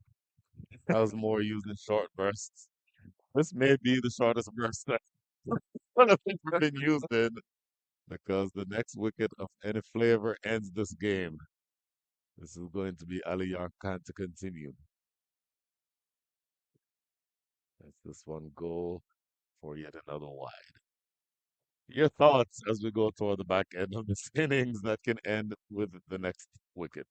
Well, it's an unfortunate ending to this game for the Kingsmen X. You have seen a flurry of wickets, including that wonderful hat trick. I think that's the 3rd hat trick we're up to in this tournament. 4th. Inside edge down to the fielder, short fine leg. At this stage, they're just looking to have a knock in the middle as much as they can. The target seems very improbable. Required run rate of 21.72. And just 1 wicket left in the hut. Again, trying to keep with that line just within the wide line outside the off stump. 𝗂𝗃𝗃𝗂𝐽𝗂, for what it's worth, is on 14 from 16, shy at the non-strikers end. Saad bin Zafar, 1 from 1. And I think that the result essentially is predetermined. That don't mean that they knew that going in. I mean, there's no way that you're going to, the last player is not going to score 22 runs and over. Oh, scoop shot that might clear Anwar Ali Khan, and in fact, he's just jogging after it to add to the practice feel of the last several overs. Well, with a shot like that, Brian, you never know what can happen. What if 𝗂𝗃𝗃𝗂𝐽𝗂 decides to take a bit of a challenge for himself and see how quickly he can score? Let's make a game of it at the end. How do I put this? He's an attacking player, has shots 360 degrees. I'm wondering why he came in where he did. Well, we were both wondering why he didn't bowl initially and then also coming into bat at a lower position than usual. We did see after the first delivery he played, he was shaking his bottom hand as if he had some pain or damage on his finger. Mhm. Lovely strike, wide of long off. That is going to be a couple. I believe that's 𝗲𝗵𝗻 Raja down there. No, that's a different fielder. That's Mohamed Ilyas down on the boundary. A couple more runs. Outcome essentially has been predetermined, but we're going through the motions here on day number 4 of the Atlanta Open 2024.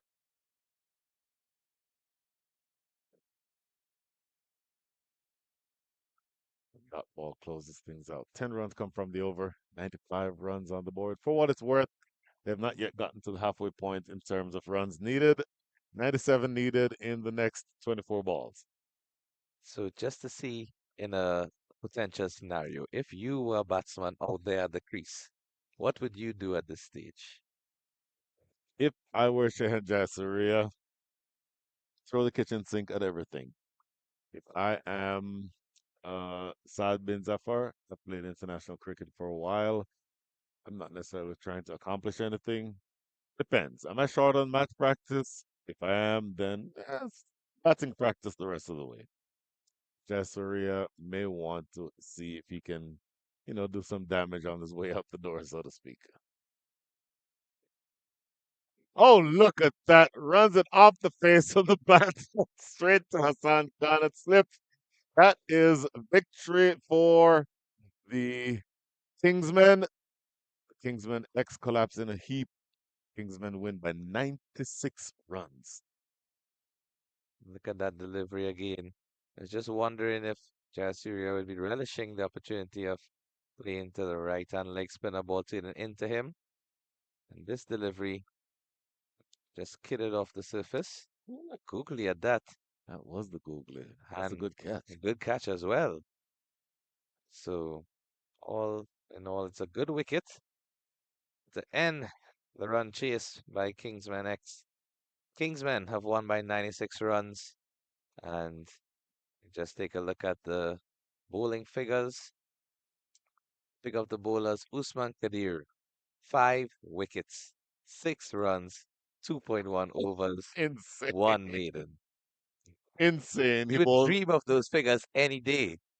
He bowled 13 balls, and with those 13 balls, he took 5 wickets. Amazing feat. With a hat trick in that with as a well. hat trick thrown in. So for what it's worth, if we want to look at the batting card, wait for sorry reading if you are a Kingsman X fan, or if you're Kingsman, Kingsman X, Shahan Jahangir, 18 from 23.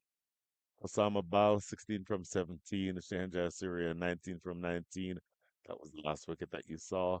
Other than that, single digits the rest of the way. So you and I highlighted the number of extras earlier. Frankly, that made no difference in the context of this game because it was only one team that was going to win this. Well, playoffs continue. I'll leave it to people smarter than me to tell you who's playing tomorrow. But there's one game tomorrow and one game tomorrow morning at 10:30 local time. That's Eastern Standard Time. 2:30 tomorrow afternoon. I will say this: the 2 winners from today, the Kingsmen, and this morning was the Knight Riders United. The Knight Riders United. Victorious over Samp Army. Got it. So the Knight Riders United and the Kingsmen will be playing against, respectively, the Atlanta Fire and Clarion Eagles tomorrow. Exactly how those matchups go, I'm not able to say at this moment, but let's just say you're on for 2 huge matches. Tomorrow is Saturday. So if you are within the Rydell, Georgia area, about 250 miles north of Atlanta, come on out, watch some cricket tomorrow for the semifinals, and then a tremendous final awaits us on Sunday for the winner of each of the 2 games, or where the winner of each of those 2 games tomorrow will meet in the final. Keshav Bahadur Singh, any last words before any last words? I'm not about to execute. Any, any words for this broadcast before we go for some Got my hands skipped for a second there, Brian. Nothing much to add to that. Excellent wrap up there, but essentially a very enjoyable day of cricket. And we saw some ups and downs from both teams, but all in all, the better team won in both affairs. And it certainly makes up for some exciting encounters tomorrow. So we're looking forward to those games as we see more than likely, I believe the Kingsmen would play against the Atlanta Fire, and I believe that the Knight Riders United are going to be playing against the Carolina Eagles. Well, 𝗂𝗃𝗃𝗃𝗃𝗃𝗃𝗃𝗃 you are an attorney, and as such, you're accustomed to filibustering. In other words, talking until you're told to not talk anymore. I've been advised that we're going to be talking to the player of the match sometime soon. We will get the cue. We'll get the cue as soon as Welcome to the post-match presentation. It the was the player of the match. Kingsmen versus the Kingsmen X. And we have our fourth semifinalist, which is Kingsmen, who have beaten Kingsmen X by 96 runs. Join with me, who will be presenting the award. I have Lenny Archibald, a lovely commentator who's been doing a fine job. First day at the job today. I would like to call our man of the match, Usman Gadir. First, we'll get the award sorted.